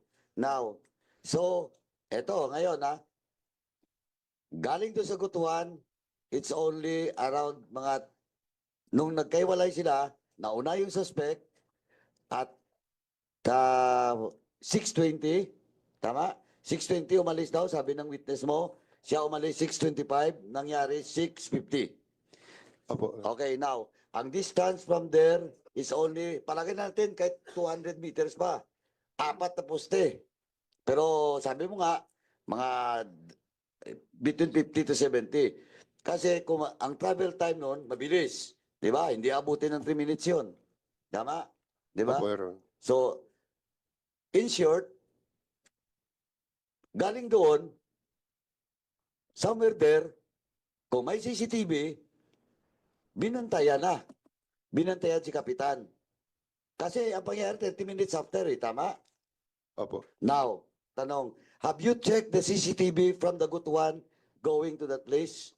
Opo, Your Honor. Mayroon kayo. Meron po, Your Honor. So from the Gutuan, nakita nyo kung saan sila pumunta? Opo. Before the assassination Opo. Okay, so saan sila pumunta? Nung pong sa base sa CCTV po, nung nakita po ng suspect na lumabas na yung sakit ni Cap Alvin. Lumabas saan? Duman na po doon sa kalsada. Yun nga po, sinundan na siya. Okay, sinundan siya. From the Gutuan. From the Gutuan? Doon po sa may kanto na, sir. Kanto na. Opo. So at ganito. So from the Gutuan, naganap sila ng posisyonan na hinihintay na si Kapitan. Opo. Makikita sa CCTV yun? Opo, Your Honor. Oh, now, Mr. Chairman, kaya we have to, again, we have to invite the fiscal. Kasi yung sinasabi niya, insufficient evidence. Malinaw po, kung may CCTV kayo, yung travel time, malinaw po. Malinaw that there is a probable cause.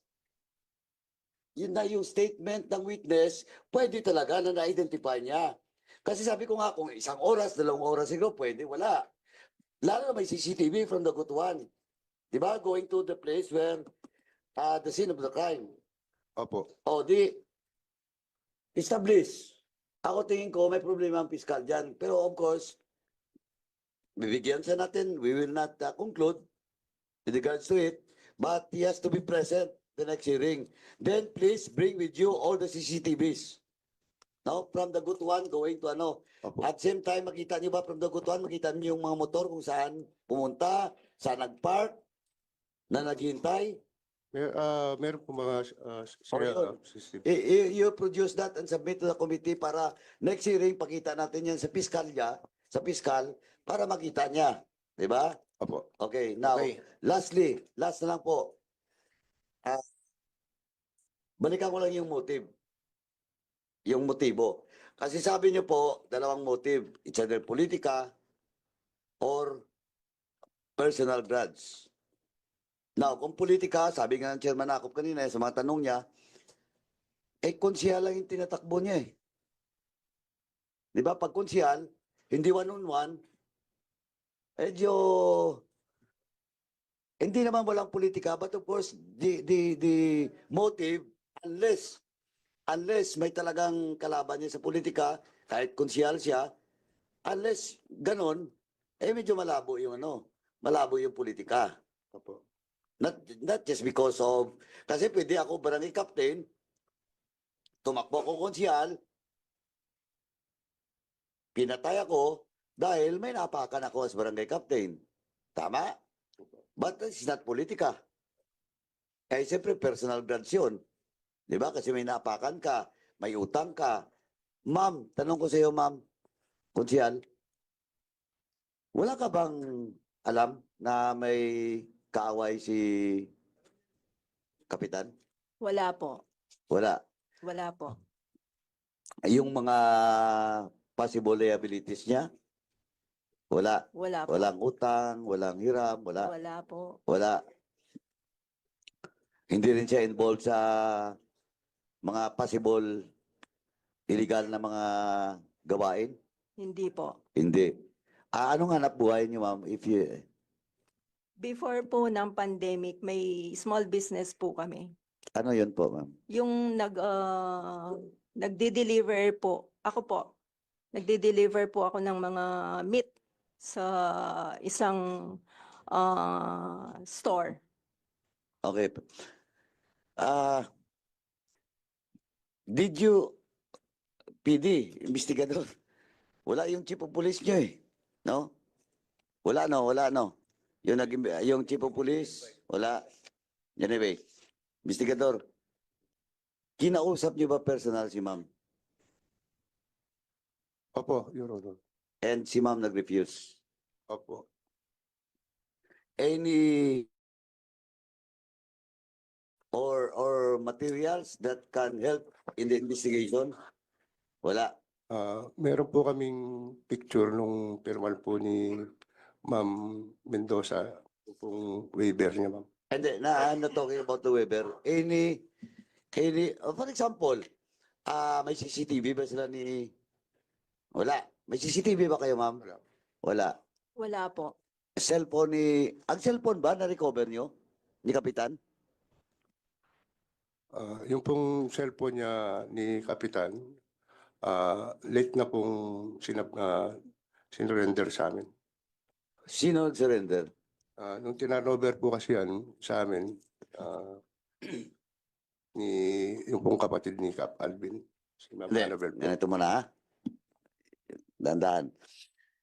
So, yung cellphone ni Kapitan was not recovered by the SOCO doon sa crime. Opo. So, saan? So, you're telling this committee na si Kapitan nung binaril, wala siyang cellphone? Meron po siya, alam po, yung pong cellphone, kinuha po nung kapatid niya, ni Ma'am Annabel. Kinuha after the death or before? Pagkarating niya po dun sa place of incident, So, pagkarating niya sa place of incident, anong oras yan? Nandun na ba yung Soko? wala pa po. Wala pa. Opo, respond lang So, po namin. na-contaminate yung ano nyo? Hindi Yung po, evidence? meron pong umalalay, meron pong nag-respond sa amin na kasama kong pulis. Kagad po na-cordon yung Hindi, paano mo sabihin ngayon na yung cellphone nakuha ng kapatid?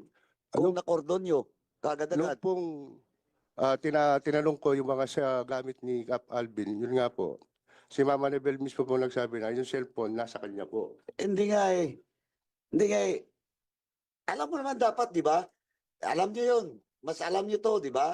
Na pag ito yung incident, wala dapat pwedeng gumalaw dyan. Tama? Eh, ba't pinayagan nyo na kunin ng kapatid? Your Honor, si Ma'am Annabel po, nung pong kinuha namin yung cellphone sa kanya, talaga po, ngayon ko lang po sasabihin, yung pong cellphone, pinagmumura niya po kami doon. Bakit? Bakit daw? So, hindi niya binigay sa inyo? Hindi po niya talaga binigay. It was, it was only turned over to you when? Noong pong gumawa po kami ng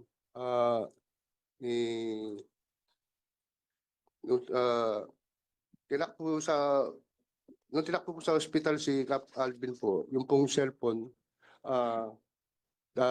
pilit namin kinuha kay Ma'am Annabel po.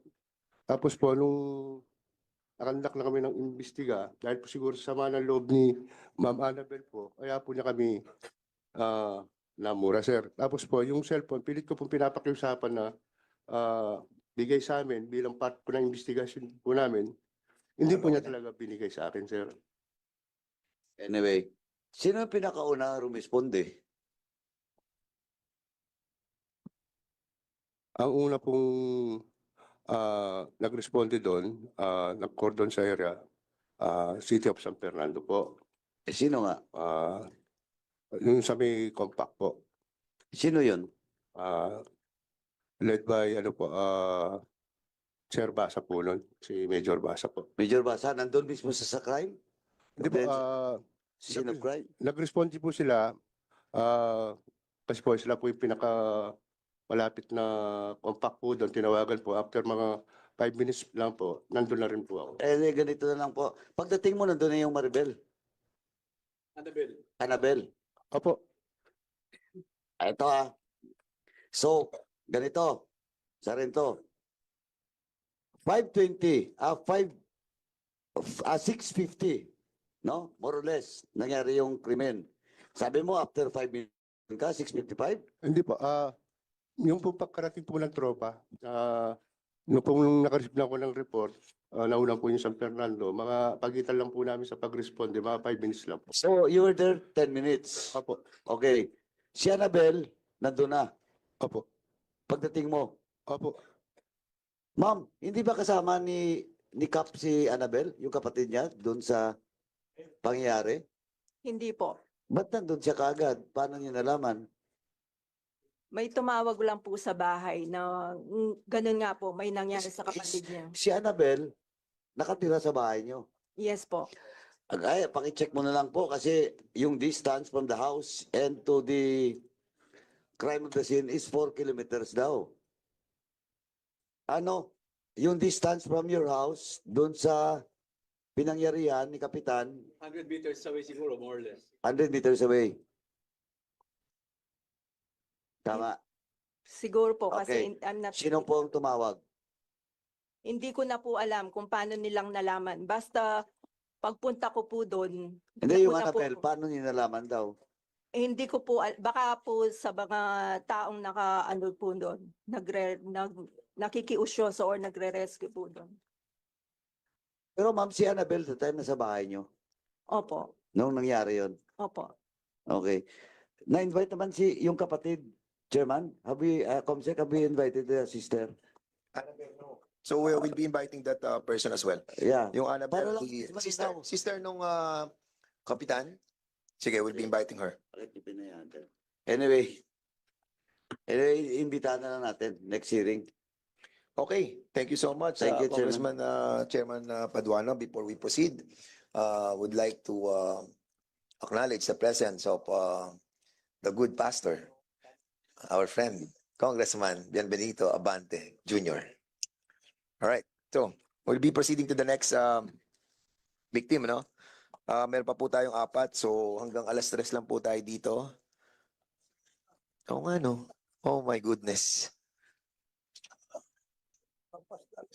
So, actually, meron pa po kaming sinusundo na ho kami ni Chairman Barbers. But sige, doon po tayo sa second, si Captain Jesus Liang of Barangay Santo Rosario. Sino yung family nitong si Captain Jesus Liang? Sino po ang kapamilya? Sige, sir, can you kindly sit here beside the good pastor?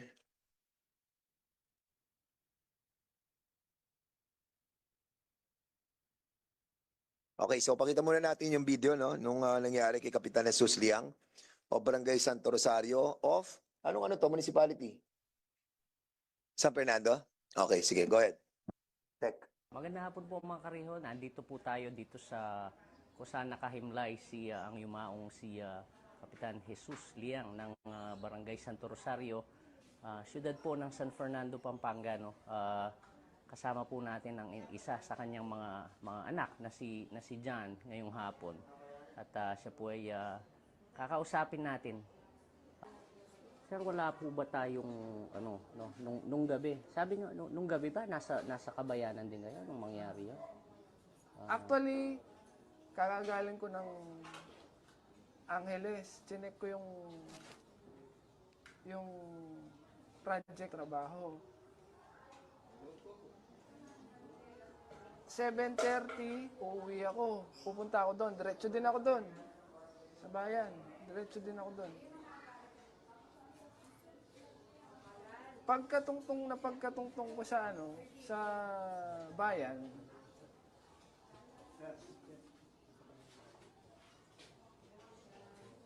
yun na, tinatawag na ako ng mga tao. Daddy mo, daddy mo, daddy mo.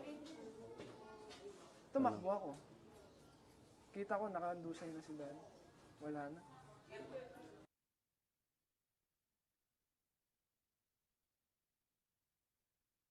Okay, siguro tanungin natin yung anak. Ikaw yun, no? Di ba? Can you kindly tell us the whole story? Para at least medyo maintindihan po namin. Good afternoon po. Yun po kasing yung time na yon, mga 7:30, 7:40 ng gabi, pagdating ko sa bayan ng Santo Rosario, San Fernando, tumatawag na yung mga tao. Yun nga po yung daddy mo. Yun, pagdating ko po sa mismong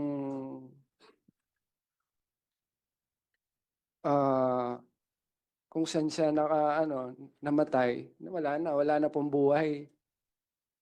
Tapos, yun nga po,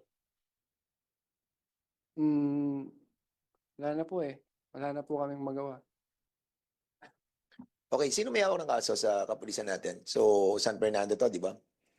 So kayo yung investigador? What is your name, sir? I'm Police Staff Sergeant Levy Almadin, sir. Sergeant?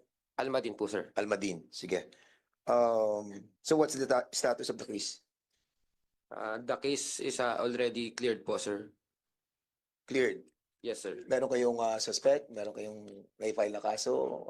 Ano May nangyari? warrant of arrest na po. So Yes, sir. identified na yung suspect? Yes, sir. At large? Yes, sir po. Can you kindly give us the details of the case? Meron po kayong So ano pong baril ang ginamit? Caliber 9mm po, sir. 9mm naman siya. Is this kind related to the case that was mentioned about a Captain Alvin Mendoza? No, sir. Wala siyang relation. Yes, sir. No, sir. Okay. Sige, you want to ask question? The same motive, Mm, business related po. business related. So the suspect is, ano? Nagmamanage po siya ng mga parking area po sa Barangay Santo Rosario kung saan po nanunungkulan bilang kapitan po siya, si Kapitan Liang po. So nagmamanage ng parking area. Yes, sir. Okay, so why business related? Yung motive. Naapektuhan po kasi yung business nung mastermind dahil sa performance po sa duty po as barangay captain po ng victim. Okay, lugar ng barangay captain yung parking area. Yes, sir. Oh, so barangay captain siya, mayroon siyang negosyo na parking area, ganon. No, sir. Yung ano po, yung mastermind po ang may negosyo. Okay, so ang labas parang bakit si kapitan ba may negosyo rin, parking area? Wala po, sir. Wala. So naipit. Ganon ang motibo? Regarding po to dun sa negative list na tinatawag po. No. Negative list po. Negative list? Yes, sir. Sige, PD. Sir, if I may, sir. Yung background nito, sir, si Captain Liang is the barangay captain of that area kung saan yung business district. Maraming mga business, may mga street vendors, may mga parkings. And Cap Liang is very strict in implementing yung traffic rules. Pinapaalis yung mga nasa sidewalk, pati yung mga nagtitinda, mga vendors, illegal vendors sa mga sidewalk, sir. So, yun ang background ng ano, sir. So bakit na-establish niyo na yung motive is business? Parang work-related, sir, as the kapitan, pinapa-implement niya yung ano, sir, kasi maraming mga constituents na nagrereklamo sa mahal ng parking and parang gusto niya is free parking and maapektuhan yung... So, PD, na-establish nyo yung motive, work-related, tapos may suspect na kayo. Yes, sir. O, paano nyo, sino yung suspect nyo? As a background, sir, Kasi may sinasabi siyang mastermind. In short, kung may mastermind, mayroong gunman. Tama? yes, sir. Actually, yung dalawa, sir, na-file nila ng case and may Sino warrant yung na, dalawa? yung gunman and the mastermind, sir. Gunman and the mastermind. When was that? The case filed?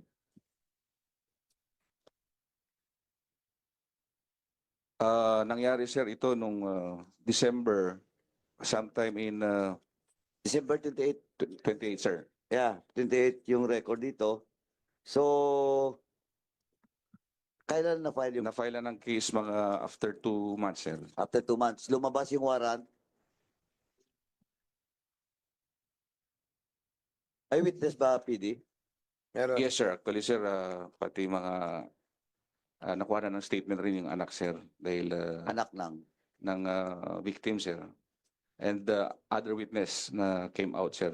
At Na nakita talaga nila ang pagpatay. yes, sir, the lone Na-identify gunman, nila yung na-identify yung nila, assailant. sir. Yes, Okay. sir. Now, so at large, Yes, sir. Subject for manhunt ngayon, sir. okay, at large pati yung mastermind. Yes, sir. Okay, so dalawa. So ang witness nandyan pa rin, Yes, sir. being protected. Sa ngayon, sir. Ilan bang witness? Dalawa. Dalawa ang witness na nakakita mismo doon sa pagpatay. Okay, so Mr. Chairman, may suspect na, may warrant na.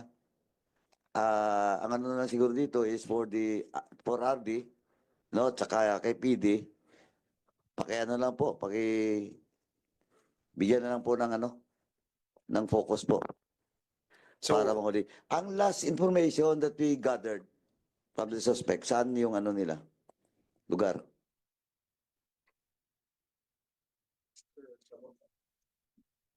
Medyo confidential ngayon, sir, dahil Okay, sige, I understand. I understand. I Yes, sir. understand. I understand. Eh, wala na eh. Okay. Established na pala eh. Yeah, Yung okay na to. suspect and everything. Oh, Ganun na po, RD. No? Tapos kung anong kailangan yung assistance, no? In our end, pakiano lang po para talaga mabigyan natin yung justice, no? Ang pagkamatay ni Barangay Captain Liang. Liang po. Thank you. Thank you, Chairman. Yung pangatlo na, para the chairman of Human Rights wanted to ask something, but before you ask, your question, so yung una, napatay, mukhang hindi naman politically motivated, and then hindi rin siya, wala naman din siya kaaway. Second, hindi rin politically motivated, hindi rin siya, wala rin siya, ang kaaway, yung mukhang negosyo, dito mukhang negosyo din. So, tingnan muna natin kung ano, no? Itong ikatlo, no? So, Chairman Abante, you want to ask question or you want the third, ano? Kasi meron pang tatlong magkukwento.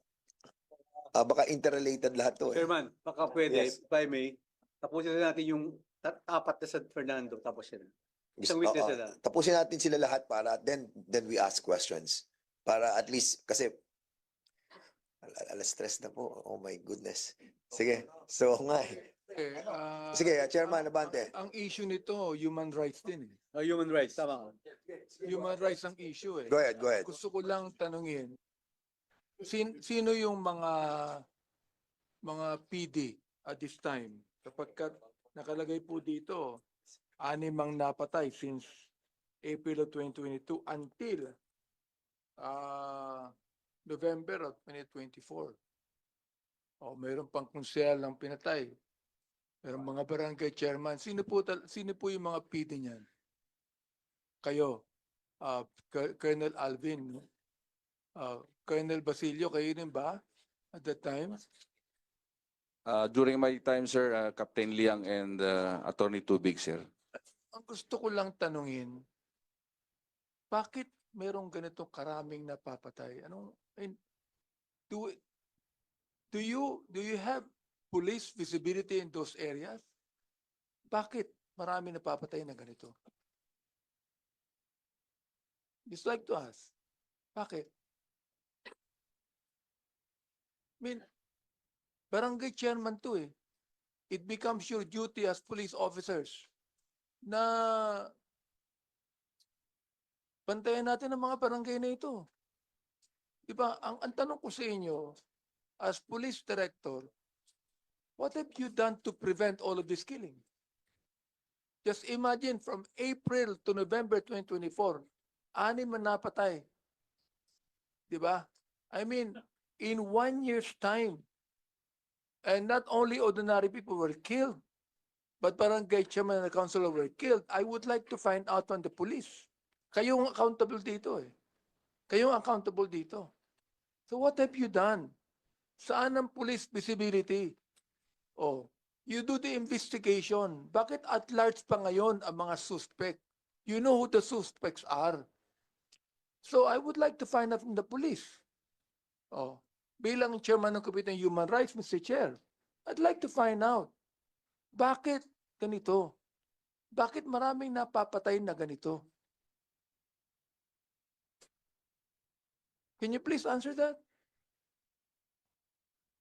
Who would like to answer? Mr. Chairman, the former PD and the incumbent PD are present right now. Yes. Can I ask, please? Oh, Police General Maranan. Thank you, sir. What is your position right now? I'm the current regional director You're of the current regional director of Central Luzon. You tell me. Your Honor, the sixth incident was from 2022 up to November 2024. And yes, Your Honor. And your question is why these things are happening. Well, my answer, sir, is it is happening because number one, there is some sort of culture of violence in a particular area wherein people tend to take the law into their hands. That is not- General, you still have words, no? yes, sir. You are telling us a general conception of the state of society we're in right now.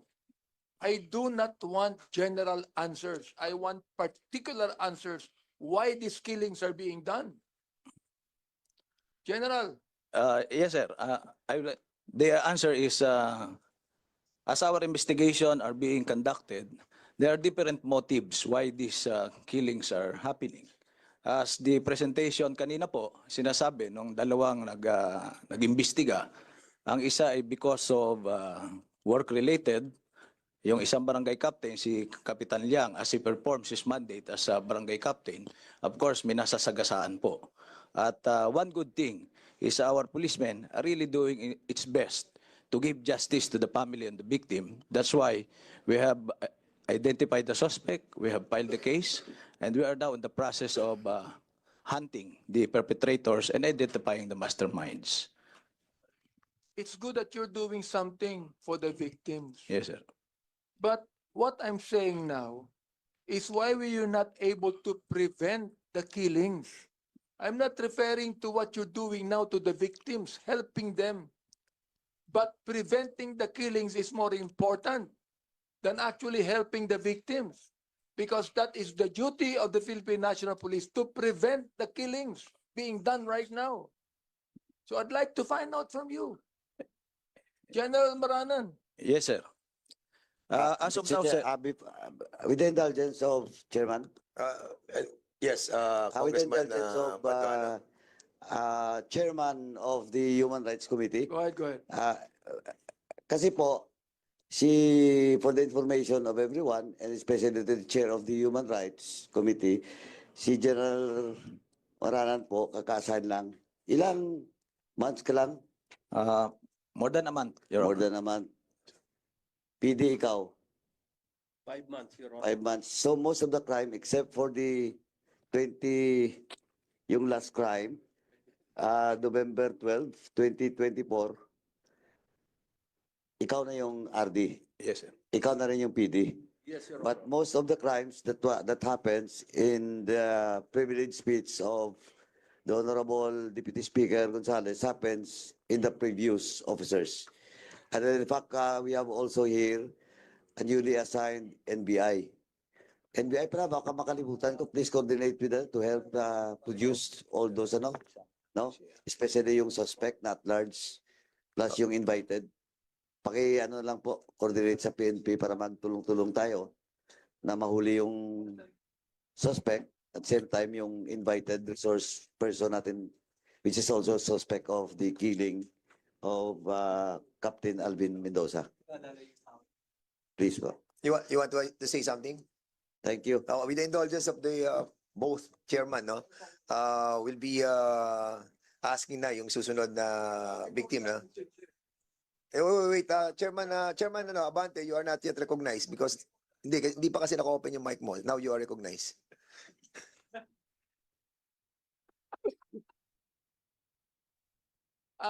Therefore, Mr. Chair, I would like to move that we call on the regional director and the police director that were at the time current, no, we call them in the next hearing that we have. Thank you so much. Okay, punta na tayo sa ikatlong biktima, yung family ni Captain Susan, ni Captain... Mr. Chair, it's a motion. I'd like to ask if the motion has been approved. Of course. May takot pa. So your motion is approved. There was a motion, duly seconded, no objection. Your motion is approved. Okay. Kay Attorney Jerome Tubig was shot by unidentified assailants. Buhay siya, di ba? Buhay ito? Si board member? Yung pamilya ba niya nandito? Kung wala, punta muna tayo doon sa ika-4, no? Punta na tayo kay Captain Matt de la Cruz of Barangay San Pedro. Andito po ba yung pamilya niya? Ayan, andyan. Ma'am, you Yung are... mother ni before you Kapitan. say something, ma'am, ano? Meron tayong video? Video. Sige, pakita muna natin ang video tapos recognize na po natin. Blanco pa rin ang mga otoridad sa motibo ng krimen habang wala pang person of interest na matukoy kaugnay sa pagpaslang kina San Pedro Cutud Barangay Chairman na si Matt Ryan Gasin de la Cruz at lolo nitong driver na si Henry Aquino na kamakailan ay pinagbabaril sa loob ng kanilang sasakyan sa harap ng isang gasoline station sa Barangay Del Pilar, San Fernando City, Pampanga. Under investigation po talaga, inaalam po natin yung kung sino ang talaga pupitirahin na mga suspect po dito. Hindi pa po tayo makapagbigay ng POI po natin. Masyado pa po maaga para mag-conclude po tayo ng kahit ano pa motibo. Sa panayam kay Kagawad Fem de la Cruz, ina ng biktimang si Kapitan Matt Ryan de la Cruz, wala daw silang alam na kaaway ang kanyang anak kaya nabigla sila sa pangyayari. Kwento ni Kagawad Fem de la Cruz, ipinasa na daw sa kanya ng kanyang anak ang negosyong peryahan simula nang maglingkod bilang chairman ng kanilang barangay. Anong business ni Cap? Dati po nasa perya po siya. Siya po yung nagpeperyante. Siya po ang boss. Kapitan po siya. Binigay na po sa amin. Sabi, sa akin, yung mga kapatid niya. Sabi niya po, Nay, sa inyo ko na pamahala yung business ko. Sa darating na June 29, 2024 ay kapistahan ng Barangay San Pedro Cutud na ang peryahang nakatayo sa lugar ay pag-aari ni Kagawad Fem de la Cruz at ng kanilang pamilya. Bagamat hindi pa malinaw sa mga otoridad, tinitingnan ngayon ng pulisya ang dating negosyong perya ng biktima pero hindi pa rin inaalis ang politika sa umano'y mga posibleng motibo sa krimen. Hustisya ang patuloy ngayong isinisigaw ng mga inulilang kaanak at kaibigan ng mga biktima. Sige, ma'am, ano po kayo nang namatay? Kayo po ang asawa? Hindi po. Nanay po. Kayo po ang nanay. Sige po, ma'am, pwede na po kayong magkwento briefly doon sa mga nalalaman po ninyo sa pagkamatay po ng inyong anak. Go ahead, ma'am. Wala naman po kasi akong alam kasi ang anak ko po kasi talaga wala naman po. Hindi naman po mabait po yung anak ko at wala naman pong kaway. Nabigla na lang po ako sa nangyari kasi po talagang ang anak ko po sa bahay lang, sa barangay at saka sa Hierosol lang po. Yun po. So, ang tingin niyo po, namatay ang inyong anak dahil po sa negosyo din? Kasi kung titingnan po natin pagkamatay ng ibang mga kapitan, parang sa negosyo eh. Hindi ko po alam. Basta po, yung nangyari po, nabigla na lang po ako. Kasi nga po, kaya nabigla po ako dahil magkasama po kami noon, nung araw na yun. Dahil po, galing po ako noon ng kasalan ng bayan, tapos sinama niya po ako sa kumuha po ng e-bike, yun, sa binigay niya sa asawa niya. Tapos pagka-uwi po namin, ayun na lang po, sabi sa akin, Nay, punta ka ba ng barangay? Sabi sa akin. Tapos sabi ko po, hindi na, pagod na ako. Sabi ko. Tapos kung nasa bahay na po ako, nag-call na lang po yung manugang ko, umiiyak. Tapos iyon, naanuan ko na lang po na meron po siyang sinamahan na nagpatulong na kay Consiel Brents po. Yun, tutulungan niya po sa Hierosol. Tapos po, umalis po siya, magpapagas po siya. Yun, doon na lang po siya na doon na lang po nalaman namin na nabigla na lang ako na binaril na po siya doon. Nay, kanina sinabi niyo po doon na binigay sa inyo yung negosyo niya, di ba? Yung peryahan. Opo. Meron po bang ibang negosyo si Kapitan? Wala po. Kasi po yung peryahan po talaga, sa kanya po yun. Ngayon, dahil po yung tatay niya po kasi barangay captain din po yung tatay niya, eh, namatay po sa COVID, ganun. Tapos ngayon, siya po ang naano ng kapitan. Tapos sabi, nung nagkapinap na po siya, nanay, sa'yo na ito kasi para yung mga kabaryo ko, matulungan ko sila. Sabi po sa akin. Okay, salamat po. Hawak din ng San Fernando to, di ba? Fernando. San Fernando. So sila din, sila sinong investigador dito? Ayun. So ibang investigador ang may hawak. Chairman, Yeah, okay. kasi si Kapitana Pemia ngayon, anak niya si Kapitan De La Cruz, kasama niyang namatay yung aking isang leader sa San Pedro, yun ang driver niya. Henry. Kung pwede rin natin marinig, nandiyan yung wife niya ngayon. Mrs. Aquino, could you please sit down and para pagsabay din natin, Chairman. Pwede? Sige po. So madinig po Sabay natin. siya sa sasakyan eh. Sige, go ahead. Ma'am, baka meron po kayo mabigay ng magandang impormasyon or detalye ng pangyayari. Sige po. Ang asawa ko po kasi, tapat at masipag sa trabaho. Noong June 10 po ng gabi, may okasyon sa bahay po, birthday nung pamangkin ko. Invited din po si Kap Gasin. Ang nagbilin po sa mga kapatid ko na sila na lang daw ang bahala sa akin at ihahatid niya si Kapitan. Pagkahatid po sa bahay ni Kapitan, dumiretso na po kami sa bahay at natulog. Kinabukasan po dahil darating po yung mga kamag-anak namin galing Manila, inaawat po namin siya na wag mo munang pumasok. Ayaw po kasi niyang umabsent talaga. Di ba po, Mama Pem? Ngayon po, hindi ako pwedeng hindi pumasok kasi marami kaming lakad ni Kapitan. Hirosol kay Councilor Brents nga po, may ilalapit daw na tinutulungan na tao po ata sa ospital. Brez, parang 3 beses ka na nabanggit na pangalan ah. Partner my son. Councilor Brents, yeah. Si Kansiyan. Okay, sige. Ngayon Guwapo po, sa akin. hindi nyo man po na itatanong, hindi po kami pinagpalang magkaroon ng anak. Kaya kami dalawa lang po talaga. Kaya sobrang hirap po. Kaya sana po sa mga kapulisan natin, sana po makamit naman po namin ng justisya. Lalo na po sa part ko, malinaw po sa video na nadamay lang po ang mister ko. Sobrang hirap po talaga.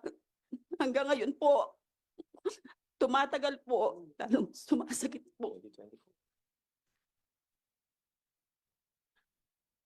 Sige po, ma'am. Maraming salamat po at nakikiramay po kami sa nangyari sa inyong may bahay. Just recently lang to, 2024. So nakakalungkot dahil June 11, di po ba? June 11 nung sila yung mamatay. Mr. So- Chair, meron na ba ang suspect saka Yun na nga, we will be asking the investigator. Yung investigator, sir, can you kindly tell us the status of the case? Chairman. Yes, SDS, please.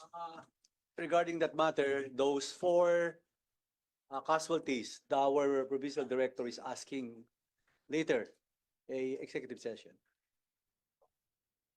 Except for a riot. Siguro we'll just discuss that on executive session.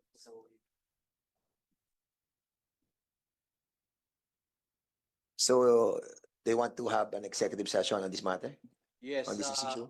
this issue in San Fernando, except for a riot. One minute. May riot. Sige, mag 1 minute suspension muna tayo. Pili.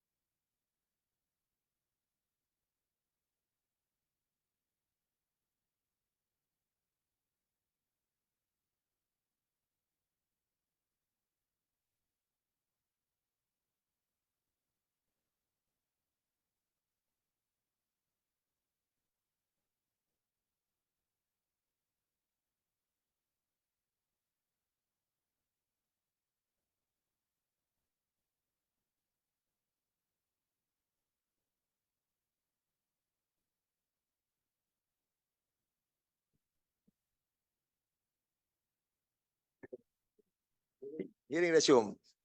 Okay. So, punta na tayo doon sa, investigator, mamaya na, no? Anong bala, anong yung cartridge ang ginamit dyan? 5.56 sir. Saka 45 po. 45 caliber. And? 5.56. Okay. Thank you. Mr. Chairman, if I may. Yes, Chairman Barbers. So, ang suspect ay hindi isa. Kasi merong dalawang klase ng baril, isang 5.56 at saka isang 45. So, alam nyo na hindi lang isa ang suspect. Ano to? Do we have witnesses? Meron? Meron kayong nakuha na? Yung pamilya ba na-interview nyo? Okay. Nanay Pem, pwede bang magtanong? Sa inyong palagay, Wait. You ask kung if you... can I, if I Ayan. may... So you wait for the answer. Thank You you. wait for the reply. Yes, sir. Thank you, Mr. Chair. Go ahead. Salamat po. Gusto ko lang pong tanungin si Nanay Pem. Nay, ano ba sa tingin nyo, sa inyong palagay, ang posibleng motibo sa pagbaril kay Kapitan? Hindi ko po alam kasi po talagang wala naman po kasi kaaway yung anak ko. Kaya ako din po naguguluhan po. Kasi kung meron lang pong mag-ano sa kanya na sigurado pong sasabihin sa akin ng anak ko kasi yung anak ko talagang makananay po yung anak ko. Lahat po ng sinasabi sa akin. Sa'yo naman, Mrs., wala ba siyang nabanggit yung asawa mo? Ma'am, Mr. Chairman, yung Mrs. nandyan, Yung hindi pa driver. nakakapagsalita. Chairman, Ah. can we invite the wife, Mrs. Gasin? So, Wife ni Mr. Aquino. ito yung wife ng Kapitan. Oh. Kala ko dalawa yung wife. Wife ni Gasin yung isa. Wife yan ng Kapitan. Yan ang wife ng kapitan pala, sorry. Isa, wife ng driver na namatay. Okay. So, Mrs., una, condolence ha. Alam kong mahirap sagutin, pero maaaring makatulong lamang ito dun sa paghanap nyo ng hustisya kung sakasakali. Ano ba ang tingin mo na naging motibo sa pagpatay sa husband mo? Wala ba na kwento si mister? Ganyan.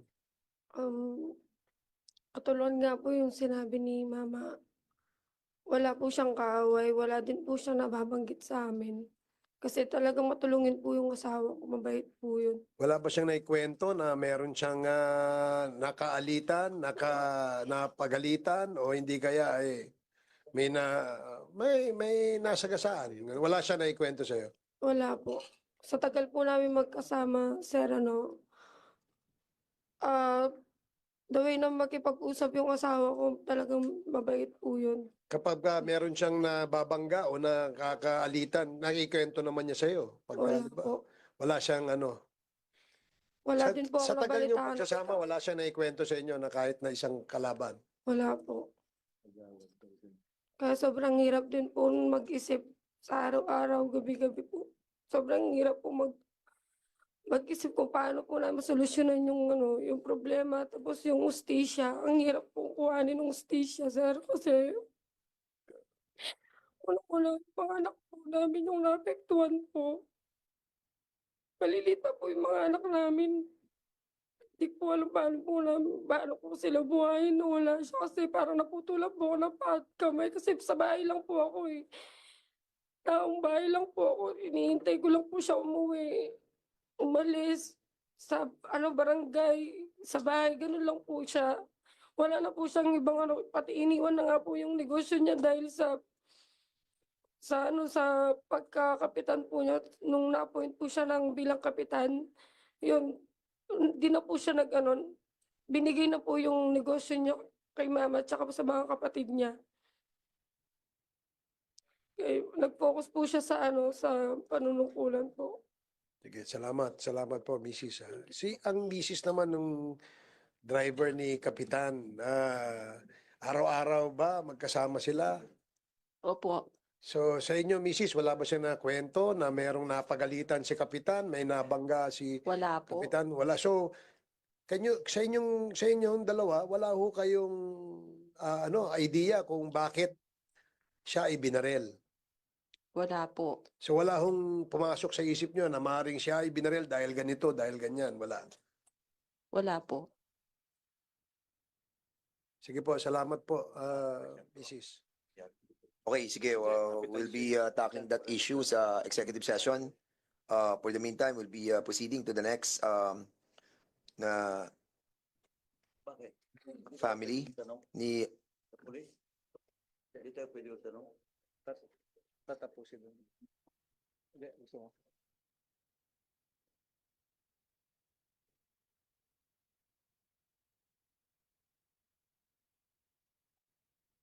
doon na lang na ay,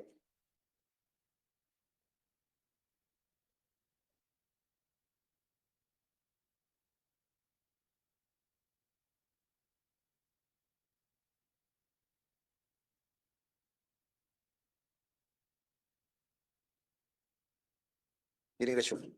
Okay, punta tayo sa kay Kapitan Mel Lumbang. Andiyan po ba yung pamilya ni Mel Lumbang? Ay, ma'am, sige po. Wala po. Wala po? Ay, kayo po, Mayor. Mayor po ng Arayat. Sige, ma'am, can you kindly tell us yung story, Mayor? Saan Mayor ng Arayat? Mayor ng Arayat, kung wala po yung pamilya nung Mel Lumbang, can you kindly tell us the story? Pwede po ba, Mayora? Sino ba Mayora ng Arayat? Kayo po, Mayora? Okay, I think we have to include that on our executive session. Okay.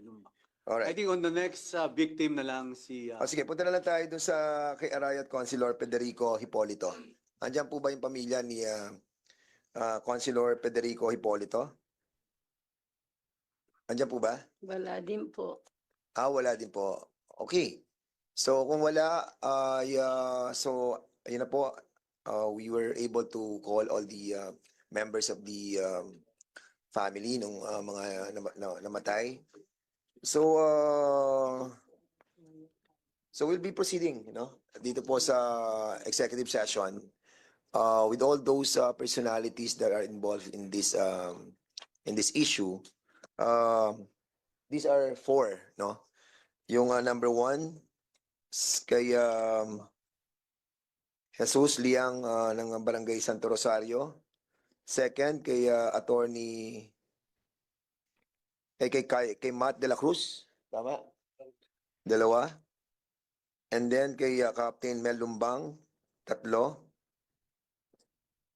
And then kay Federico Hipolito ng Arayat. These are four issues that we will be discussing they're in the included on executive the session. ES executive session. Okay. So, Mr. Chairman, if I may, bisa Sige, ka magsalita, Marep, sa kang gusto mo pala, kapampangan na ako. Gusto Hindi, mo go ahead. We understand, brother. magbigay ng konting mensahe, nandito ka. That time po kasing napaslang sila, pareho po wala ako sa aming bayan. Ngayon po, ang nahangat ko lang po yung magkaroon po sila ng hagarang katarungan. Pero inanong ko na rin po yung kapulisan natin na sana tutukan po nilang mabuti. Mayor, thank you. So we have also invited the NBI and sa NICA, no? So, well, basically wala pa naman kayo alam sa issues, no? Wala pa, no?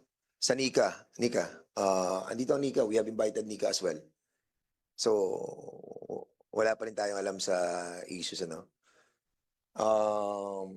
Wait, for the meantime.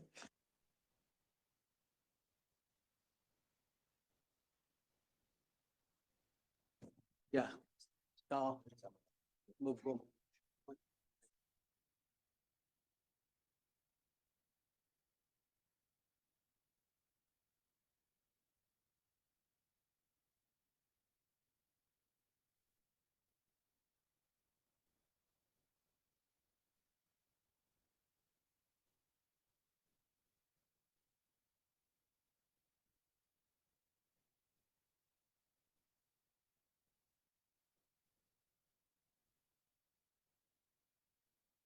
Regionalis na yung tao. Okay. For the meantime, we'll be suspending our hearing. This hearing is temporarily suspended. So we'll be asking yung mga sasama sa executive session, those from the PNP, CRD, CPD, COP, and the investigators who are involved in the investigating these issues. And then on the part of the, sino dito sa kabila? May I move for an executive session? Wait, we are so still- hearing resume. Mr. Chairman, may I move for executive session? So there's a motion that for a executive session, and this was duly seconded. Any objection? Hearing none, the said motion is now approved. So we'll be conducting our executive session. PD, So- sino gusto mong isama? So PDRD, COPs, and then investigators.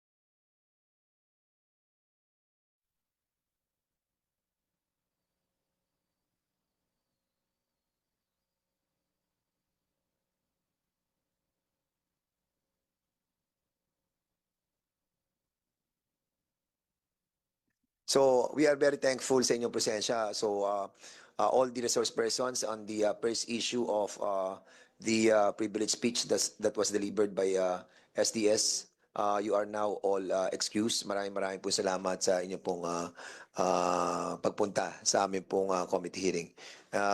We will be inviting you over again in the next hearing. Most likely, we will be having more information about these killings. Maraming salamat at mabuhay po kayo Thank you, lahat. Mr. Chairman. Can Sige. well, maraming salamat, Mr. Chairman.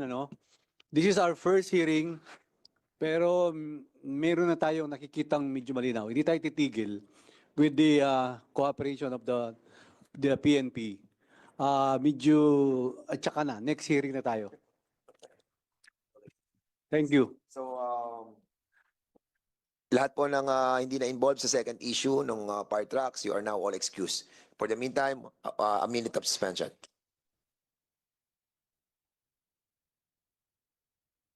Thank you, Kapa. Thank you, Jala.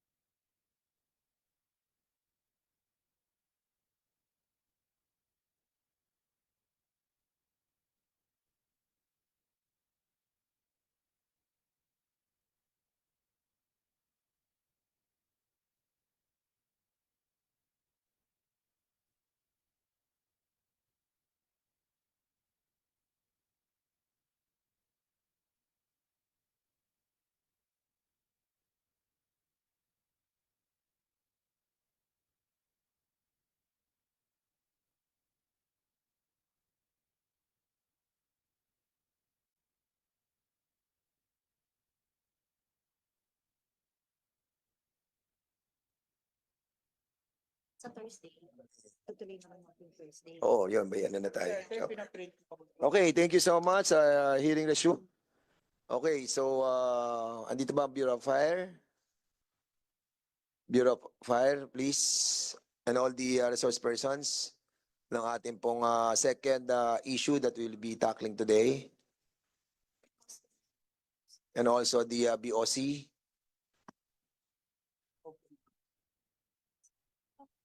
O naman. The chair would like to acknowledge the presence of Congresswoman Franz Castro. Ma'am.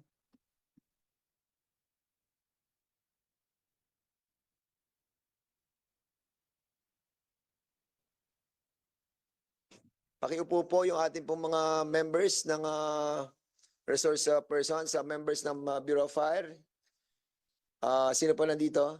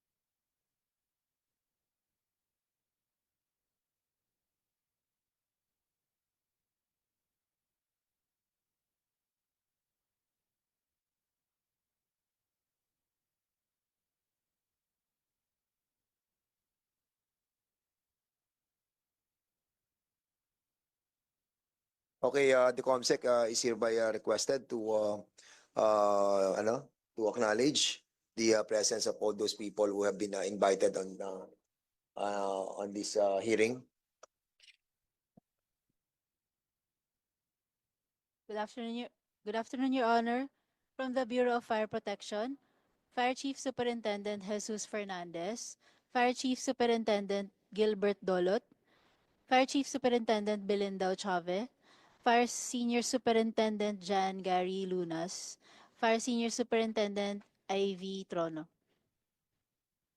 From the Bureau of Customs, Director Melon Carlo Santiago. From F. Cura Industries, Attorney Levy Baligod.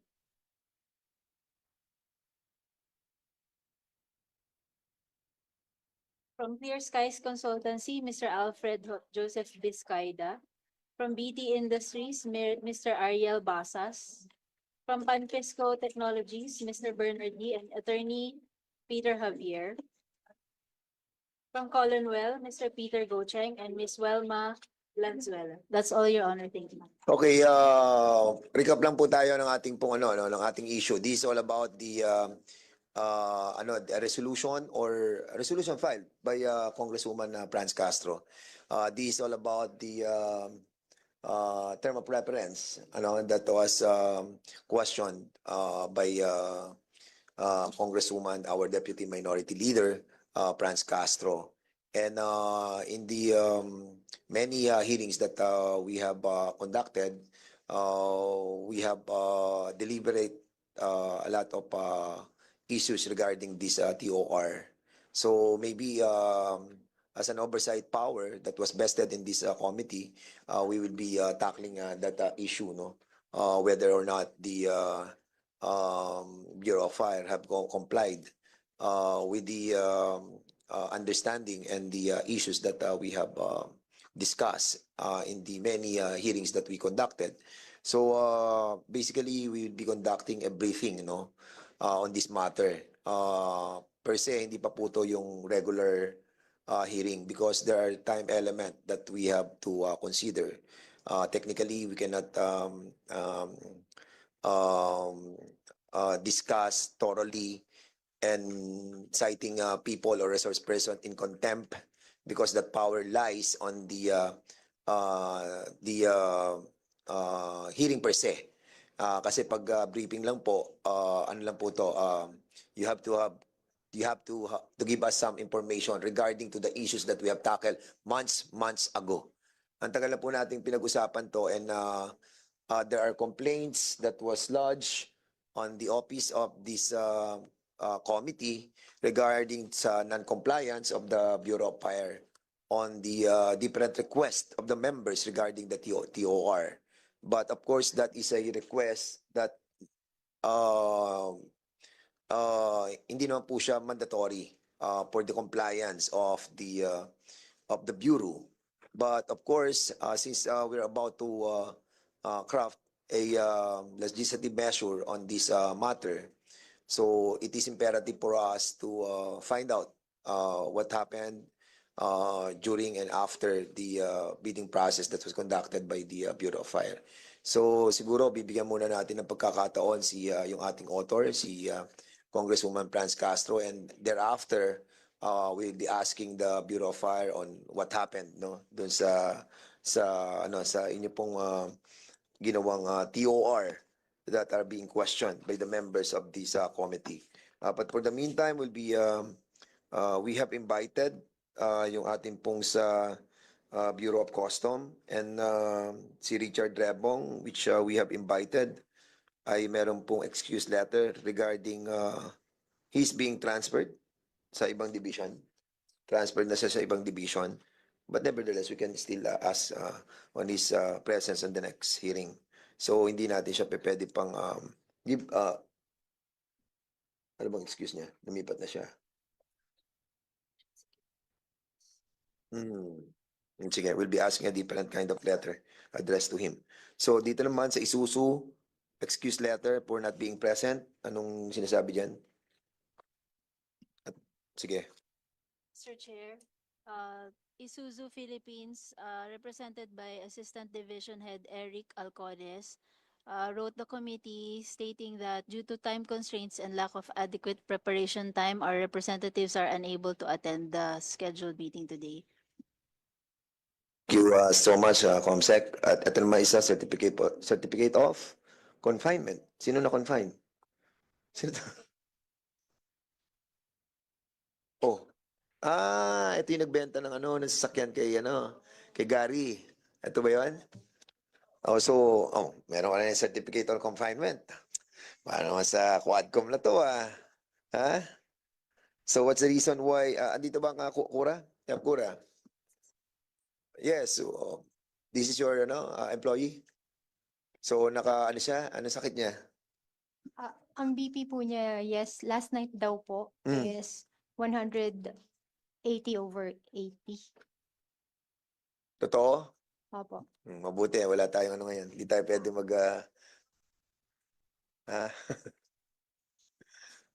Anyway, sige, we'll be giving him chance, no? But in the next hearing, probably we'll be asking for a separate hearing on this. So, kailangan niya, we need his presence on the next hearing. Kailangan umattend siya. Okay, so dito naman po sa kay Special Power of Attorney, ano to? Can you kindly read this? Sir, the committee also received a special power of attorney from Ms. Cheryl Mingito authorizing constituting and appointing Attorney Levito Baligod as her attorney in fact. Andito si Attorney Levy. Levy, you are being appointed as the, please enter your appearance on this hearing. Attorney Levito Baligod. Can you kindly enter your appearance because you are being constitute and appoint and given the special power of attorney. So you can speak. Sige. Please enter your appearance as the as a representative of Kura. Pero di ba si Cheryl lang Minggito? You are Cheryl Minggito, right?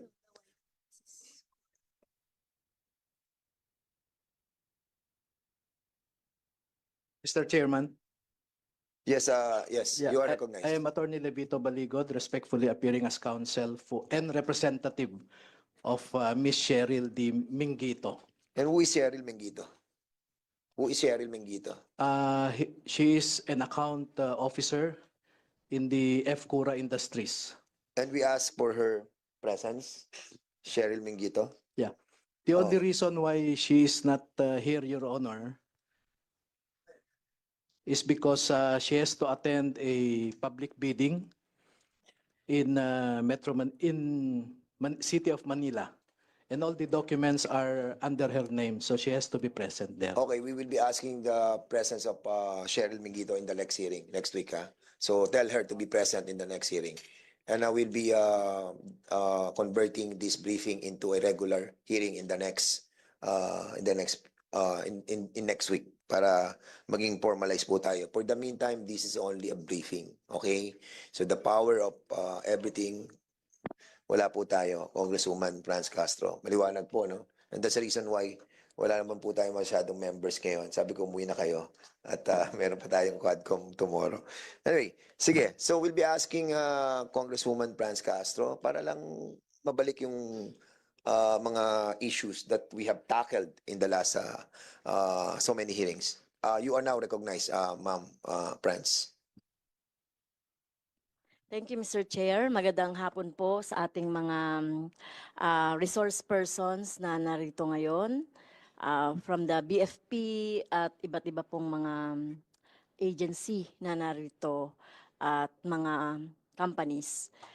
So, para maibalik lang po natin yung dahilan kung bakit po tayo nagkaroon ng House Resolution as regards to the yung pong mga pinapatupad na terms of reference, yung mga bidding process, procurement ng mga fire trucks na naging source of at yung source ng controversy nga po yung term of reference na naging anti-competition, di ba? Parang kumbaga may mga monopoly, parang alleged na mga monopoly na ng isang company yung pagkuha ng like yung contract or yung nananalo sa mga bidding based doon sa kumbaga sa sinasabi na yung mga terms of reference na undue or hindi po karapat-dapat, no, like yung mga 20 years na requirement para doon sa company na bibilhan na dito sa Pilipinas. So in the spirit nung modernization po ng BFP, 'di ba, mukhang obsolete na yung ganong mga terms of reference. At meron din po tayo nakikita na overpricing, no, noong mga fire trucks na nabibili ng BFP na kung Mr. Chair, kung hindi po na overprice ito, baka mas marami pa tayong mabili at masilbihan nitong mga fire trucks na ito. At gusto natin with this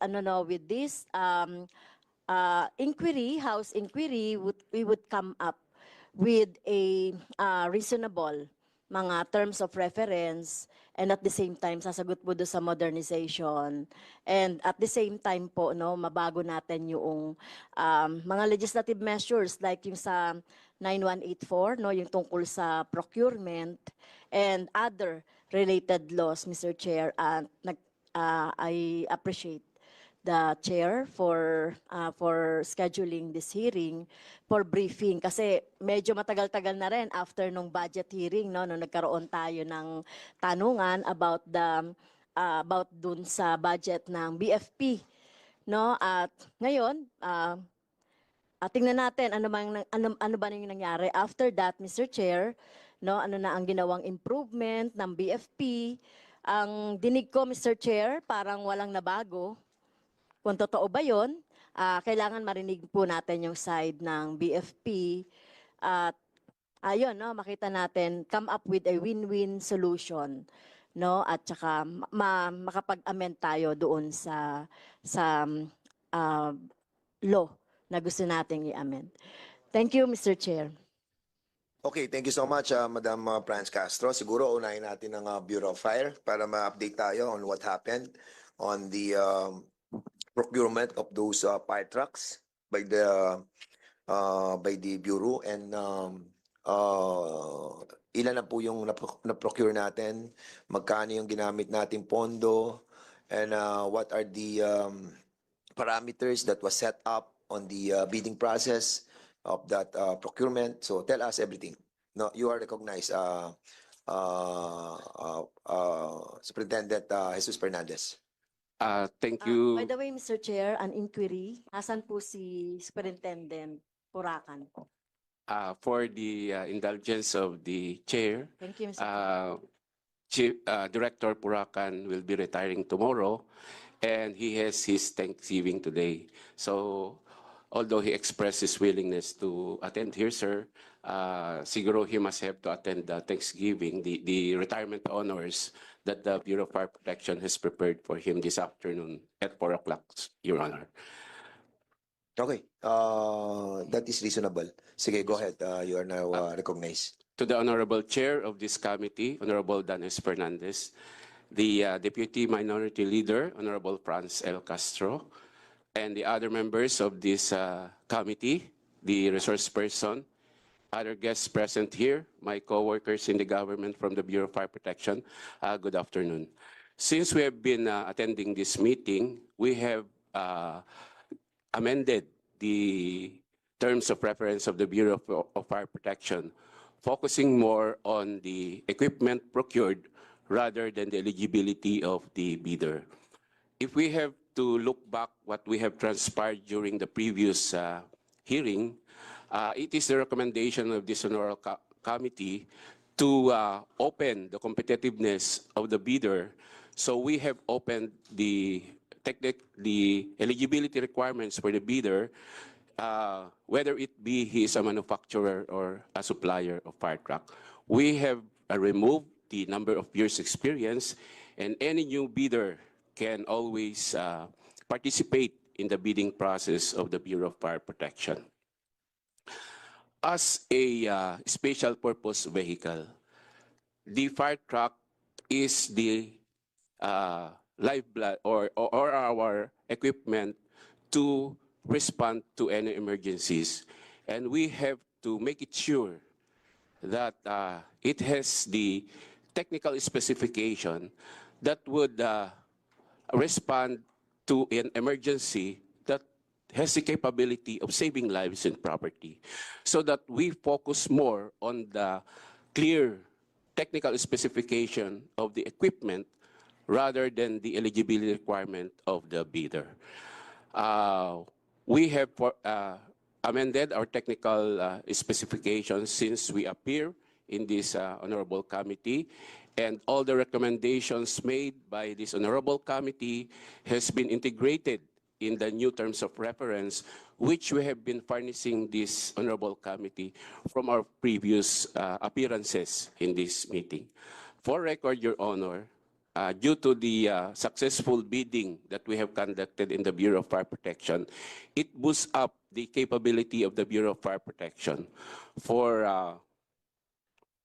2022 alone, we have about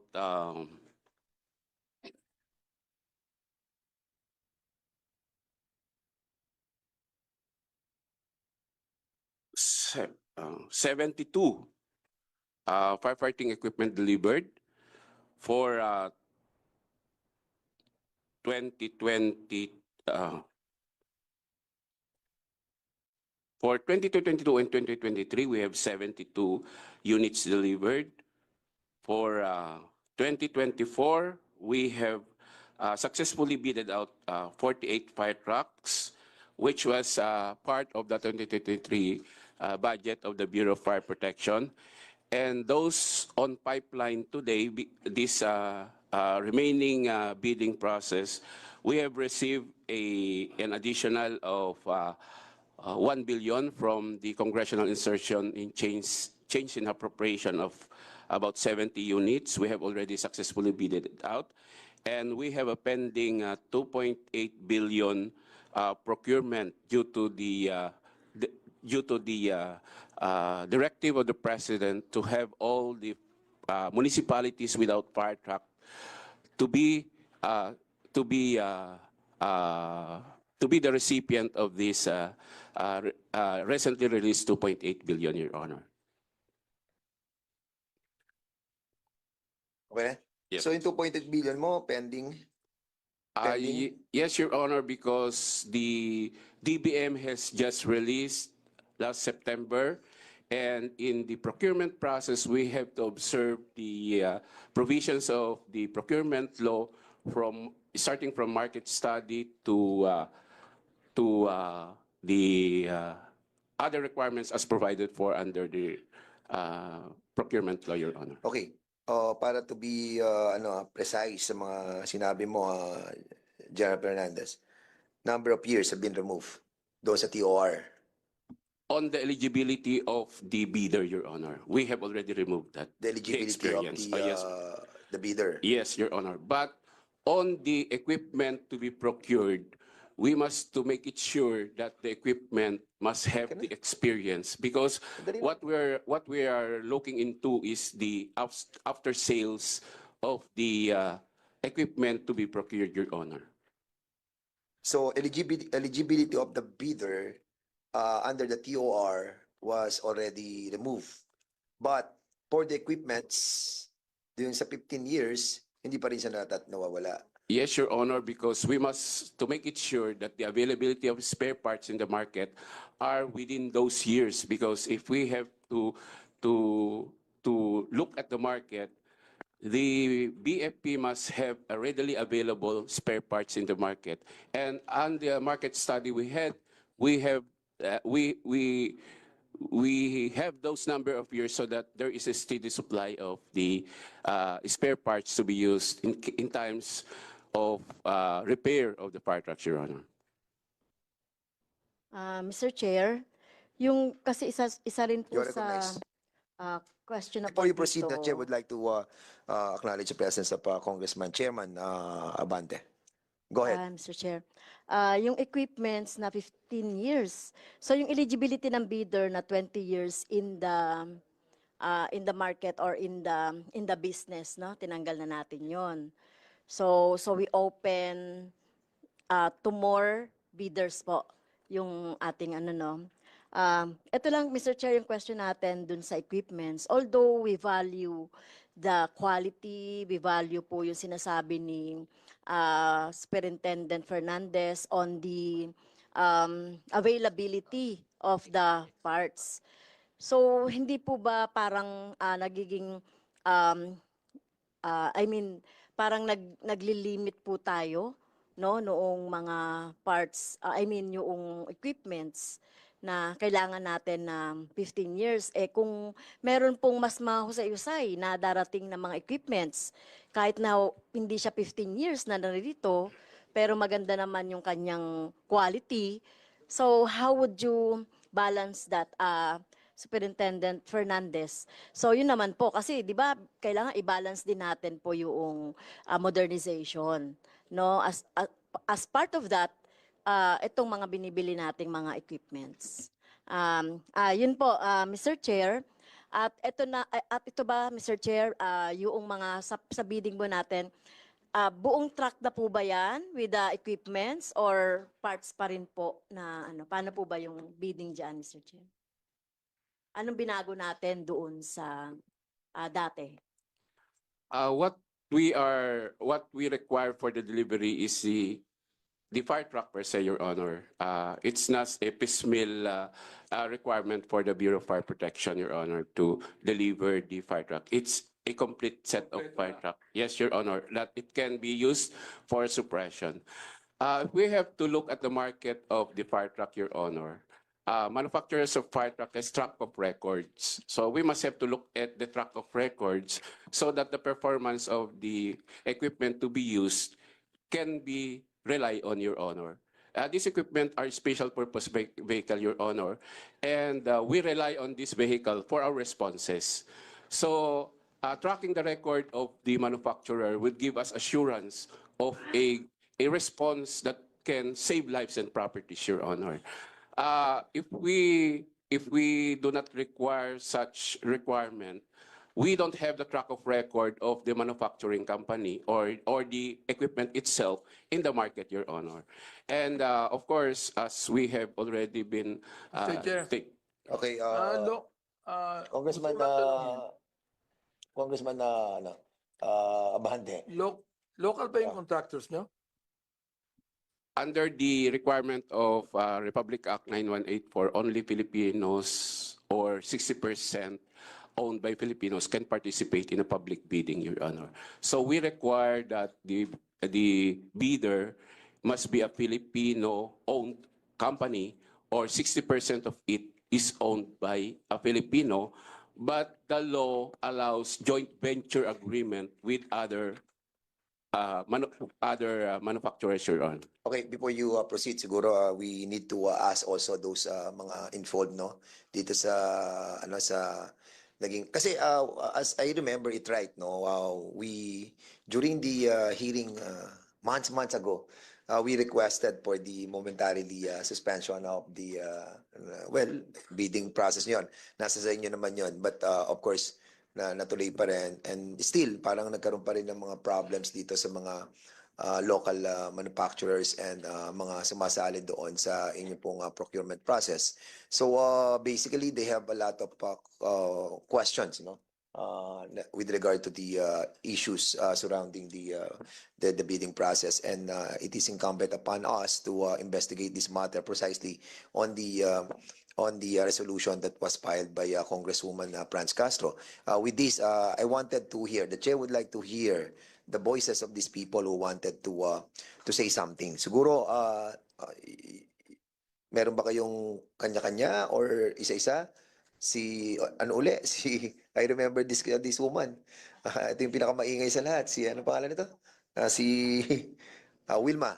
Wilma Lanzuela. Sige, you are recognized. Thank you, Mr. Chair. Ganito po yun. Ito po ay 2017. Ang dami yung sumasali para maintindihan ho ng lahat na issue to. Ayaw kong gawing ito'y mga technical. Number one. For the record, wala pong totoong manufacturer sa Pilipinas ng fire truck. Assembler, mayroon dati si Anos. Assembler, hindi ho siya manufacturer. Na ngayon naiwala na. Ano ibig sabihin ng manufacturer sa assembler? Anong Ang kaibahan? assembler po, Sir, Your Honor, kinatkat itong mga katawan, ina-assemble, hinihinang, ganun po yon. Ang manufacturer, kompleto, kumbaga sa baro, magmula cabin chassis, yung engine, at yung superstructure. Ang tawag sa Tagalog ng superstructure ay parang almasora, kaha, yung katawan po. Yung ganon, wala po yun. So ang assembler is pinagbubuo-buo lang niya. Opo, And opo. then they're pretending to be wait. They are pretending to be manufacturer. Yes, sir. And then they will be trying to be a part of the bidding process. Is that what you're trying to tell us? Use the mic, please. Ano ba to? Yes, sir. Kasi lahat po ng importation, minomonitor po namin. So there was a time, August 18, 2023, nakita po namin na hindi nakakalabas ng within 3 weeks na yung shipment. So tin-inquire namin sa customs, may problema. Opo. Ano ho ba ang pinunta po namin dito? Ang pinunta po namin, ang tanong lang po namin, nung from Rojas 2017, 16, ay naging Duterte time. Tapos Mr. Chair, bago mapatuloy si Miss Wilma, Yes. gusto ko lang malaman yung ibig sabihin ng importation. Ibig sabihin, yung mga Buko, fire trucks buko nyo, ini-import nyo. lahat po, lahat. Lahat ini-import nyo. Kami po, opo. Ang iba po, opo. Saan nyo po nyo ini-import?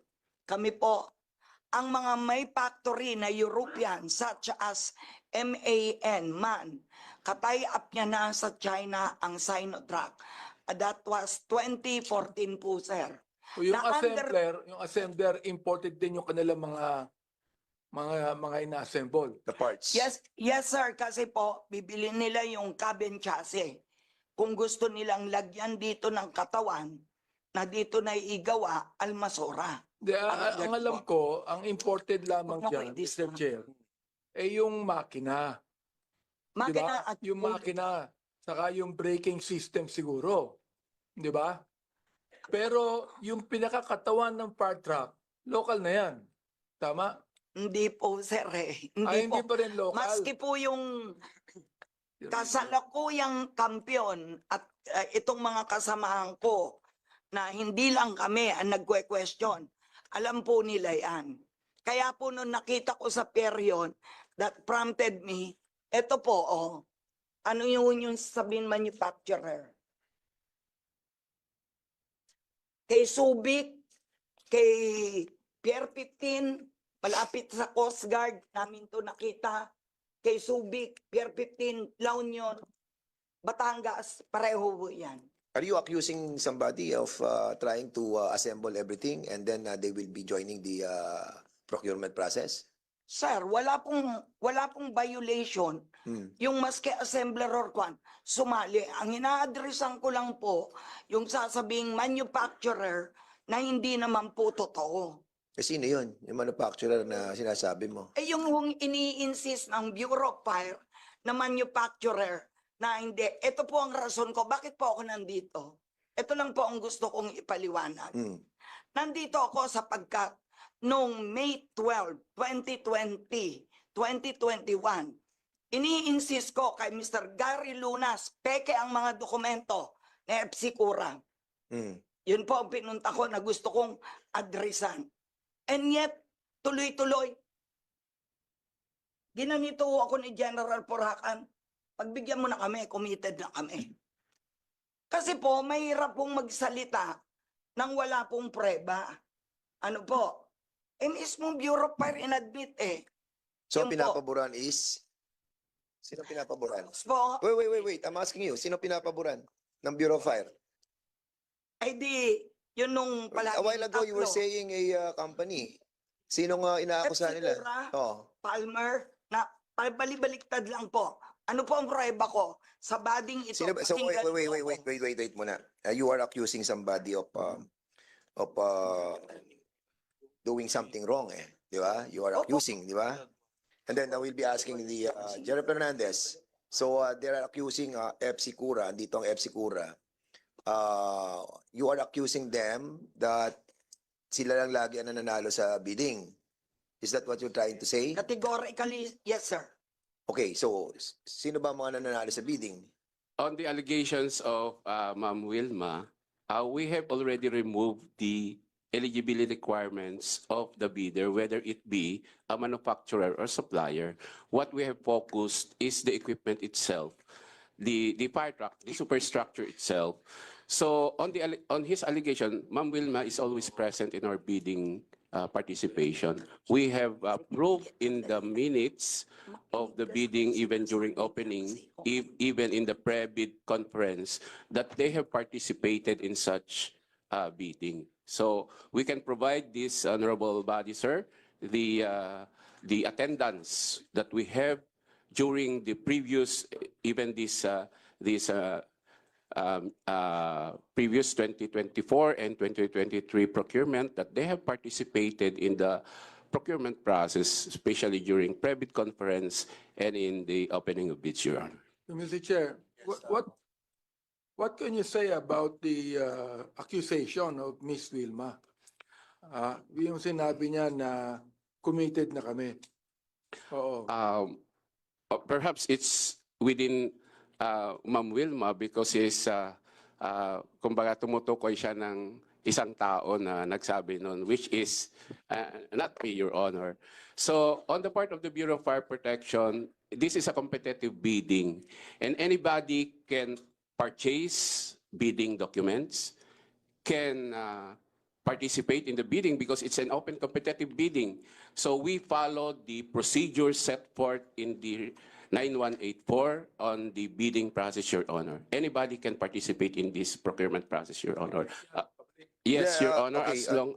Thank you so much, Gerald Fernandez. Kasi ito, nakita ko lang opening statement. Meron ka ba opening statement? Andito ang opening statement mo. And in this, in the course of our past hearings, we have uncovered the contracts for the supply of fire trucks, rescue trucks, hazmat trucks, water tender, aerial ladders have been consistently awarded to the same supplier consortium led by FCURA Industries. Eh meron kang accusation dito against the FCURA. So sila lagi ang mga nananalo doon sa bidding. Yes, sir. From the day one that I am here, we have already manifested our stand. I really don't know with the other complainants if you have changed your position here kina Bernard and us. Basta for me, pinakikialaman ko sarili ko. Okay, na, wait. This alarming pattern of awarding contracts to FCURA and its partners is highly questionable to say the least, especially since there are other known manufacturers yes. with proven track records such as Daewoo, Hyundai, Mitsubishi, Sinotruk, Toyota, Puso, Ford, MAN, that are better suited and qualified to deliver the subject goods. Siguro bigyan natin ng pagkakataon ng FC Cura. So why your company is much better than those that she mentioned in the opening remarks? Mr. Chair, can I answer on behalf of FCURA? Yes, okay. Go ahead. First, FCURA is in joint partnership with Isuzu Japan. So what FCURA does is to import the chassis and the engine, and then it manufactures the superstructure in its plant in Tarlac.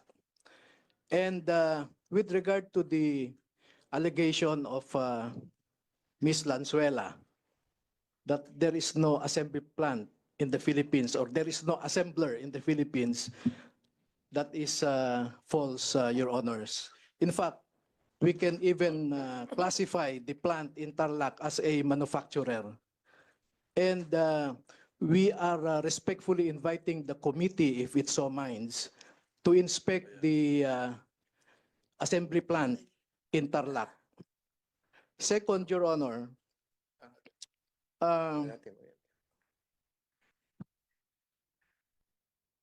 we take exception to the allegation of Ms. Lanzuela that FCURA is submitting fake documents during biddings. And perhaps this honorable committee can task the Bureau of Fire to review the documents submitted by FCURA, whether there is in fact falsification of documents, because that is a very serious allegation. Now, Your Honor, the reason why FCURA consistently wins in the bidding or regularly wins in the bidding is because it can offer a lower price because it manufactures its own fire truck compared with others that import the whole fire truck from, in the case of Colonwell, for example, China. Now, I just want to bring to the attention of this committee a serious matter, which I think is the very subject of the privileged speech of the Honorable Franz Castro, that allegedly the TOR is so restrictive that it excludes other potential bidders. And I think the Bureau of Fire had adequately explained that we are dealing with life and property, Your Honors. And the reason why some bidders failed is because they do not have a post-sale service, meaning there are no available spare parts in the Philippines for the fire truck that they are offering. Second, they don't offer a preventive maintenance service. So I'll give you a concrete example, Your Honors. There was one supplier in 2016 for 469 units of fire trucks. And these fire trucks were imported from China. And you can ask COA and even Bureau of Fire. And based on our information, there are only 4 of those 469 operating right now. Because there are no available spare parts in the local market, Your Honor. And I think that is the reason why Bureau of Fire crafted a TOR of that nature because it wants to disqualify fly-by-night suppliers and it wants to disqualify bidders that cannot offer post-sale service. All right. Okay. Congresswoman Franz Castro, you want to reply? Yes, Sige, Mr. go ahead. Chair. During our last meeting po, no, napag-usapan na natin about the yung mga repair at saka yung mag-offer ng mga sinasabi ninyong mga parts and equipments. Kasama pa ba yon sa terms of reference, Mr. Chair? Kasi parang ang sinasabi nyo sa terms of reference, dapat ba yung mga supplier magtayo sila per region, per places ng mga gagawa ng mga fire trucks? May kasama pa rin po ba 'yon dun sa inyong terms of reference po? No, kasi Mr. Chair, ang fire trucks po hindi yan katulad ng mga sasakyan na laging yung laging everyday yan.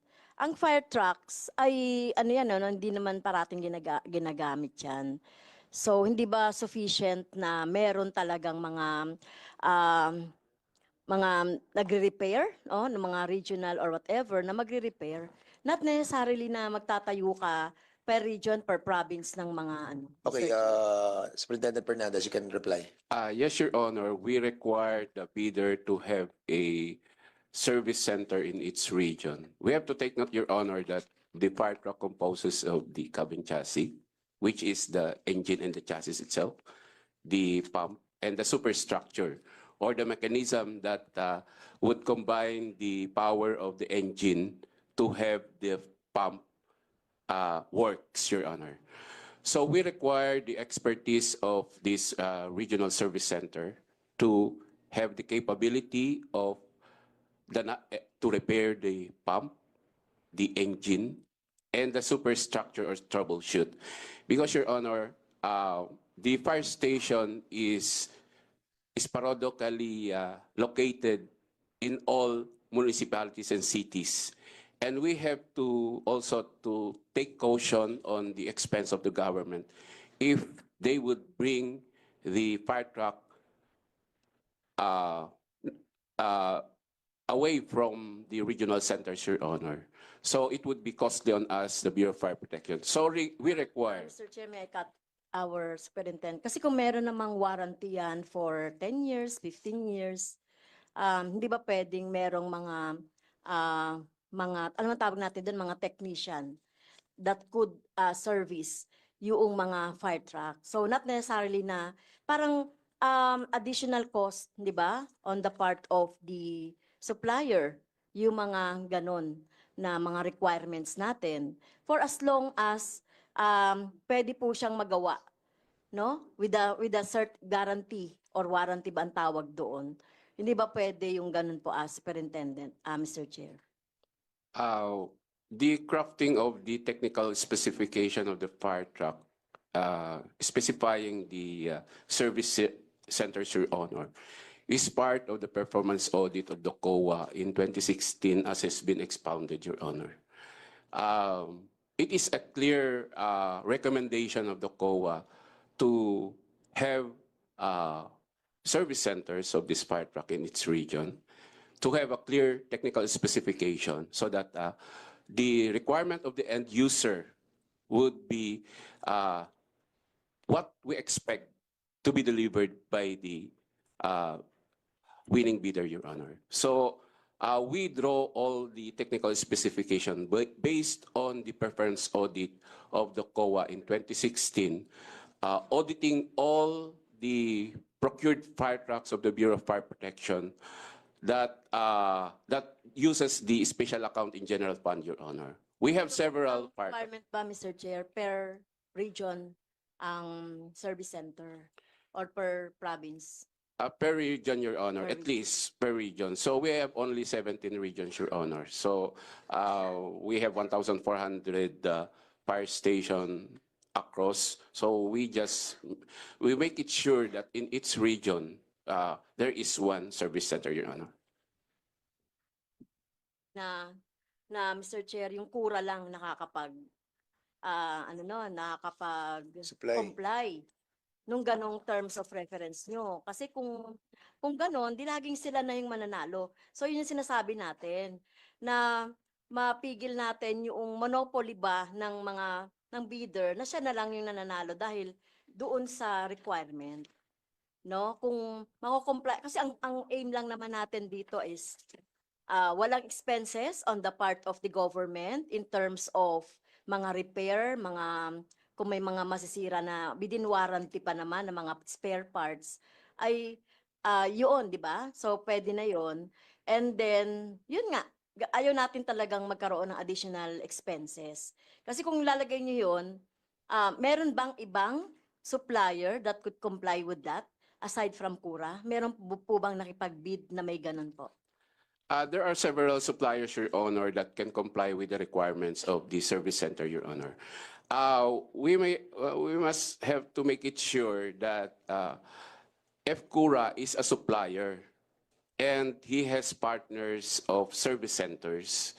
Ganun naman po talaga yung may mga partners yung service center that would cater. Partner na service center, not necessarily lang na fire truck lang ang siniservisan nila. Yes, Your Ordinary cars could be serviced there. Yes, Not Your Honor. necessarily na fire truck service center po. Yes, Your Honor, the cab and chassis, but the service center must have the capability also to repair the pump, Your Honor, and the superstructure.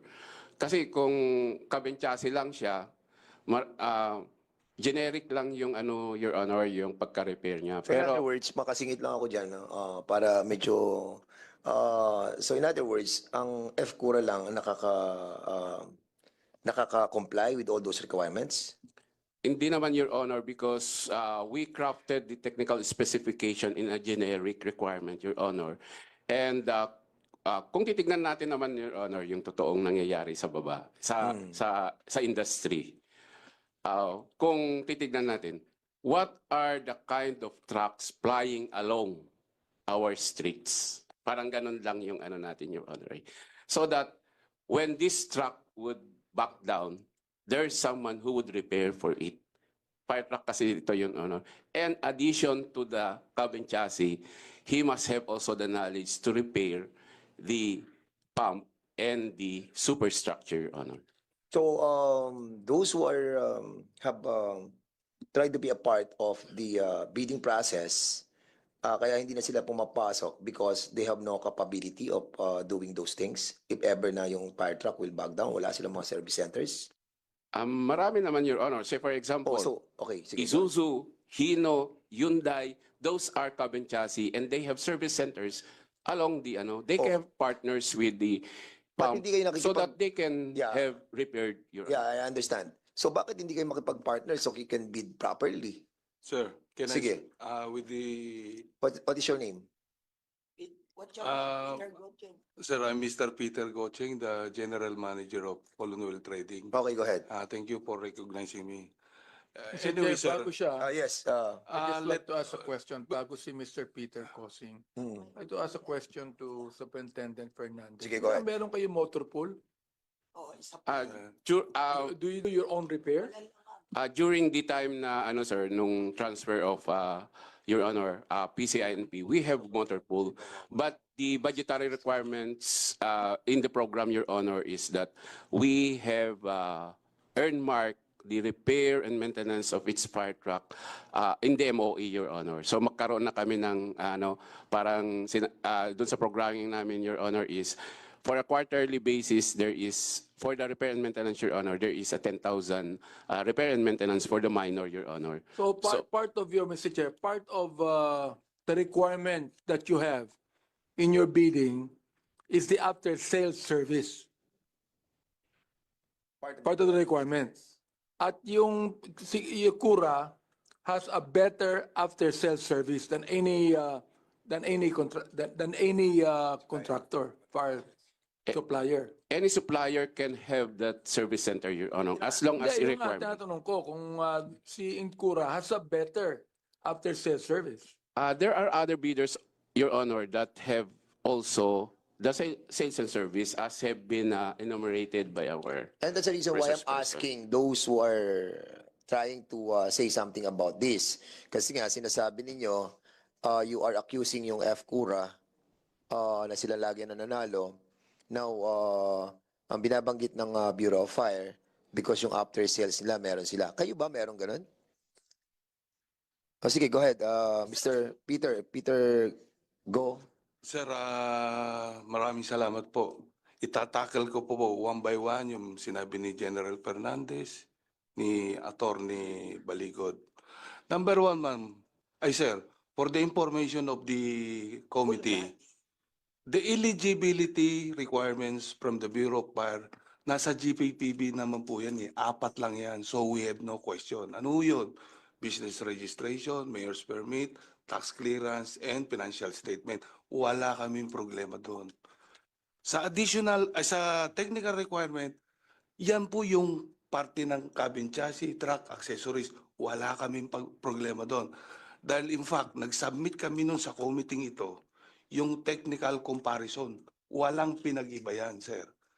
Ang question namin, sir, additional requirement that the cab, engine, and chassis must have been in the Philippine market. Dati 5 years lang yan, naging 10 years. Habang tumatagal, naging 15 years, 20 years. Mamaya po, i-elaborate ko mabuti po yan, sir. In the Philippine market, sir, ang pinakamagaling na fire truck sa buong mundo, Oscos, man, nandito ba? Man cannot bid. Wala pa siyang 20 years. Pinakamagaling yan. Nandito ba? Tanong ko, General Fernandez, nandito ba? Meron nandito, donation. Alam ko yung isasagot nyo. Tama? O, sinasabi naman ni Atty. Barigod, out of 469 na dineliver na fire truck, 4 na lang daw. Ang tanong ko, Attorney, are you aware that the spare parts Point of order, Mr. Chair. of You Bureau address of Fire is chairman. only Sige, what's the 10,000? point of order? The resource speakers have no right to question anyone here. Yeah, you address your, Sorry, your, sir. Sorry po. to the chairman, please. Okay. Ang tanong ko po, sir, yung spare parts, are we aware that every quarter, the only amount that Bureau of Fire allocated in the spare part is only 10,000? Hindi ka nga, sir, makakabili ng baterya eh. 10,000. Saan silang masa? LGU, magre-request ilang buwan? Ilang buwan? Ilang linggo? Opo. Pangalawa, yung sinasabi ni ano na service center, sorry po, kasi nung time namin, ang nirequire lang ng committee noon, ng Bids and Awards Committee, you must have a service center from Luzon, Visayas, and Mindanao. So we put up our own vehicle, about 8 vehicle, sila ang nagro-roving from la north up to Mindanao. Magkakahiwalay yan, composed of 4 people. Ang problema ko kasi lagi ng technician namin, pag pumunta ka doon, libre service. Bili mo tong spare parts. Kasi hindi naman na namin cover yun. Kumbaga, nasira yung aircon, nasira yung hindi, under warranty, pero hindi namin problema yan dahil silang nakagawa ng kasirahan po. Pangatlo, sir, yung sinasabi natin hindi maganda yung fire truck namin, in fact, sir, even the back chairman Fire Chief Nazara, congrats. Satisfactory performance. Siya pa ang pumirma. Ba't ikaw na ba, Fire Chief? Hindi. Bukas, sir. Ha? Tapos siya pa ang nag-sign, sir, nung We will very object. satisfactory. You being Fernandez, I will object. I will object to. Okay, go ahead. Oh, Go ahead, tapos, Peter. ito pa, sir, ang inaano natin. Yung service center, sir, actually, ang meron niyan dito, yes, I agree, Isuzu Hino.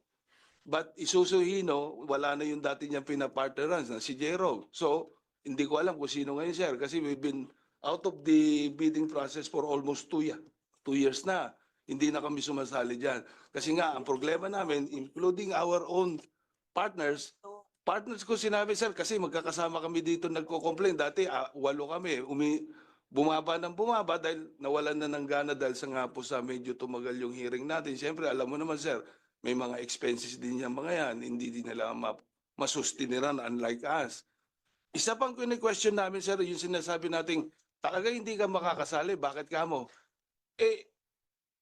Pag tinignan mo yung additional requirement, sir, saan ka makakita na yung bomba mo? Dapat nandito na 20 years. Ang dami naman mas magaling na bomba. Si Parply na dating ginamit ni Jerog, sumasali ba? Wala, because of the 20 years. Yun po. Pangatlo, sir, sabi natin, nasabi ng kanina, may narinig ako, sir, na nakamura. Nakamura. Hindi yung nagmura. Walang namura. Bakit, sir? Compared to our fire truck, whether we agreed or not, it is from China. Totoo yan. But the factory who made the engine, cabin chassis, is from MAN. For your info, we can go there. I am inviting the committee also to go there. Makikita mo, robot ang gumagawa. Ngayon, yung sinasabi natin na accusation niya, na fake yung document. We have the document here. Yes. Apostille. Apostille pa yan. Na yung single largest contract niya, peke. Yes. Ito yan, inapostille. Oo. Apostille They din, are sir. the lawyer. In fact, we have Korea. submitted this already. Last 3 times na meeting natin. Wait. Anong accusations that you're trying to present to us? Ano yan? Hindi mo dapat nanalo, Your Honor. May I be recognized? Hey, nagsasalita ka na. You're recognized. Before you talk, the chair would like to acknowledge the presence of Chairman Akop. Please use the mic.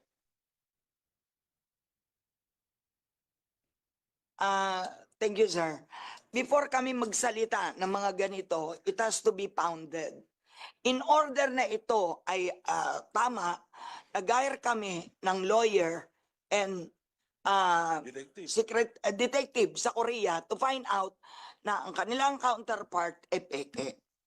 When aside from the car, kung naaalala niyo po, yung niregaluhan ni FC Cura ng kotse si Mr. Gary Lunas na dapat nakakontent na ganun. Isa ho yun sa biggest offense. Ang isang Wait. official, There's a point of order of Congressman Akop. What is the point of order? Grabe. This is not a place where we will accuse each other. We do not have any piece of evidence. And if you have, mag-file po kayo ng kaso sa korte. Hindi dito yung pag-aawayan na nagkaso kayo ano.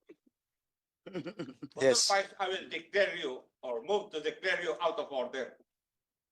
Better yet, Ms. Wilma to submit all those documents because that is already an accusation.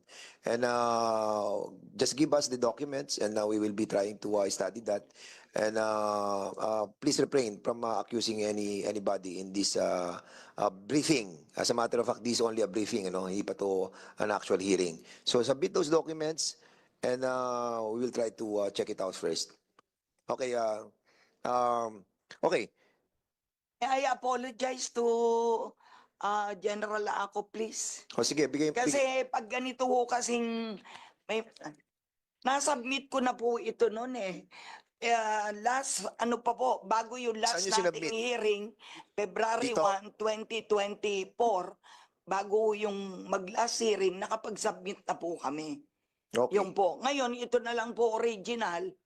Hindi ko pakakawalan to kasi ito ay naka-apostil. Hindi, kung if you have this kind of... Magse-xerox Wait, po wait, wait, kami. wait. If you have this kind of accusation, why not file it in the court? Di ba? I think it's, sa inyo, on your part, kasi you're really fighting for this, di ba? Bakit hindi natin i-file yan sa korte? Di ba? Mr. But Chairman, at any rate, we will try to see your document as well. Okay? Sige. Mr. Chairman, Kasi, sige, go ahead. may Last I be na. recognized? So are we trying to say na lahat kami mag-file na lang ng case sa korte at continuous ang pag-ignore ng Bureau, particularly ng TWG na nakakuha nito na, and I will quote Mr. Gary Lunas, "Ma'am, wag nyo na hong anuhin yan. Wag nyo na hong palakayin yan." Hindi naman fair sa mga sumali, bibili ng documents. Tapos ganito lang pala ito. Number 2, sir, ako gusto ko lang sanang ma-addressan dahil ngayon maraming nasalanta ng bagyo, yung mga tax evasion ay ma-prevent. Hindi, Number yung 3 po, about kay Mr. Gary Lunas in relation to doon sa kay Eric Espinosa na from Epsicura. Si Taginis. Kasi meron siyang certificate and we will be inviting him over again in the next hearing para to shed light on the accusation, no? And even Gary Lunas, you testified under oath, di ba, that you bought this car dito kay Taginis, who is an employee of the Epsicura. Di ba? So we will be clarified on this matter on the next hearing. Okay? So basically, ilampasan muna natin to, inex na natin to, and we have invited the BOC. Sa BOC, there are queries here with regards to the undervaluation. And we have invited yung sa North Harbor, sa Subic, saka sa, I think, La Union as well, di ba? San Fernando, saka sa Subic. And there are undervaluation of those being transported, no, from abroad going to these ports. So siguro anybody from BOC can answer this. Usually pumapasok itong mga gantong mga equipments. Meron ba sa inyong pinasukan nung nanggaling sa Bureau of Fire?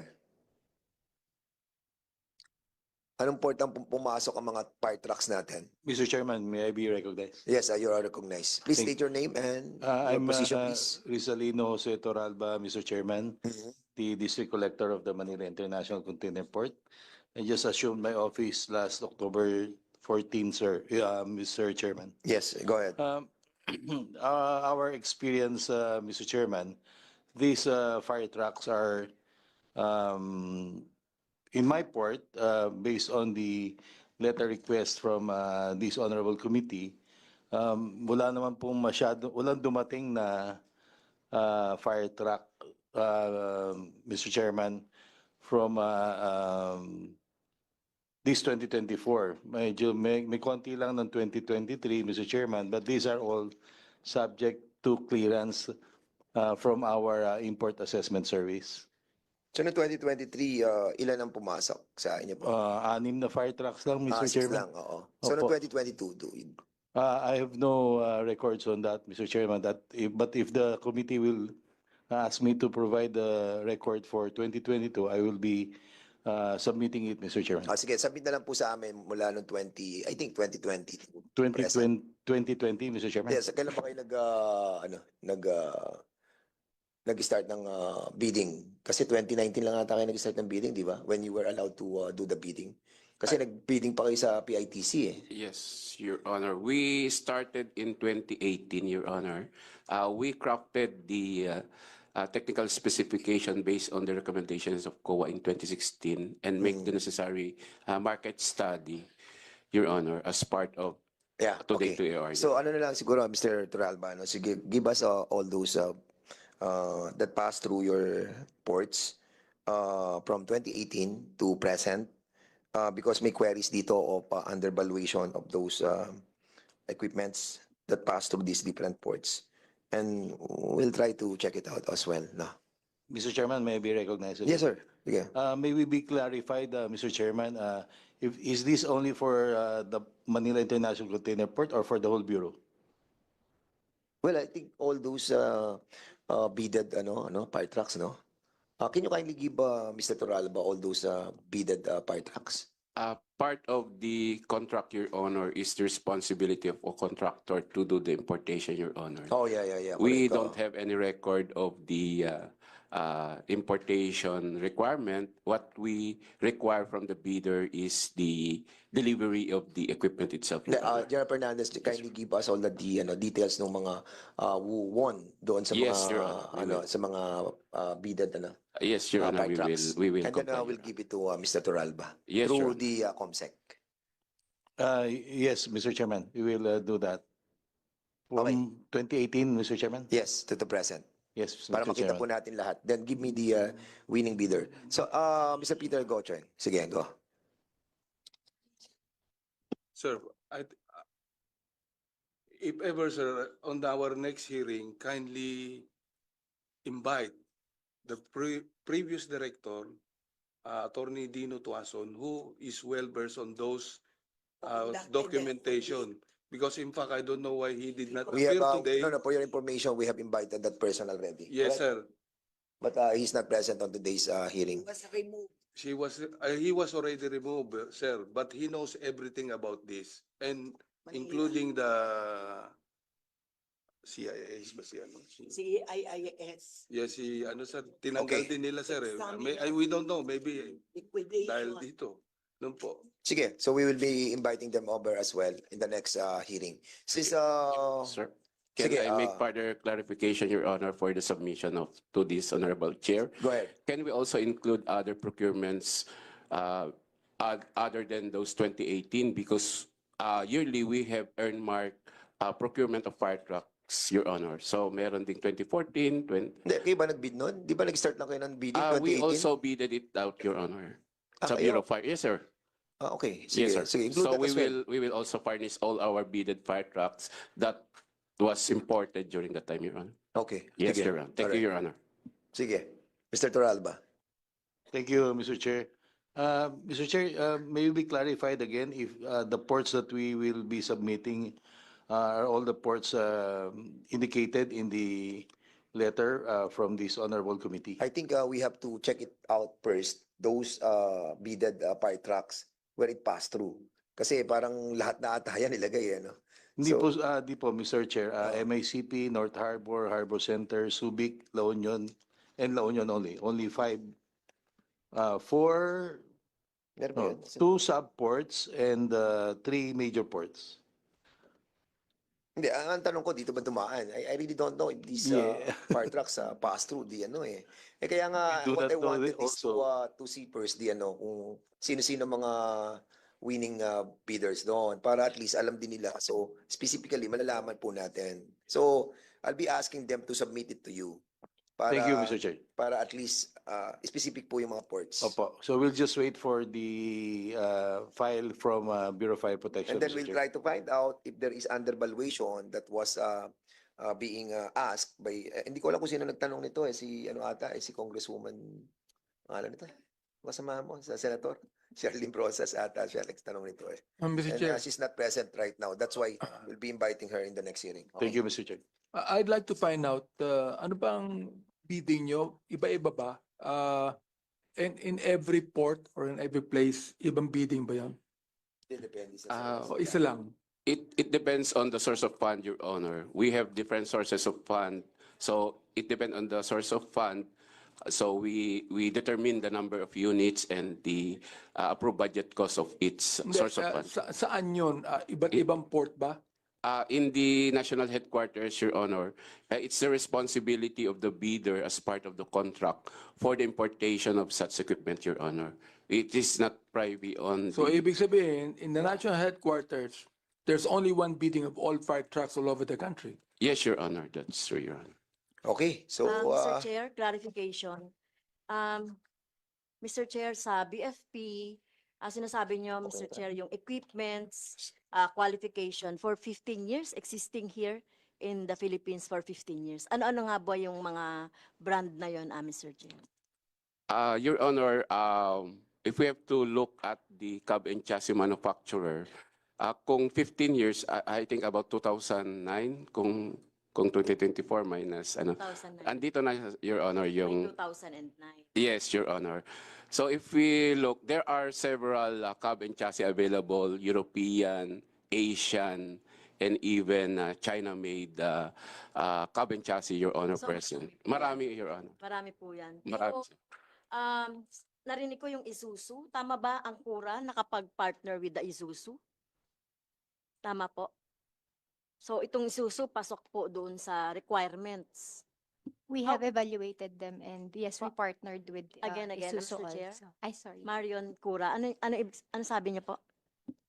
Yes, Your Honor. We have partnered with Isuzu. We got their chassis. And Okay. also, another company is Hino rin po. So we both, Isuzu Hinino, which is compliant. we evaluated the, them ano. as compliant po. How about other suppliers? Pwede bang marinig, Mr. Chair, sa kay Bernard D?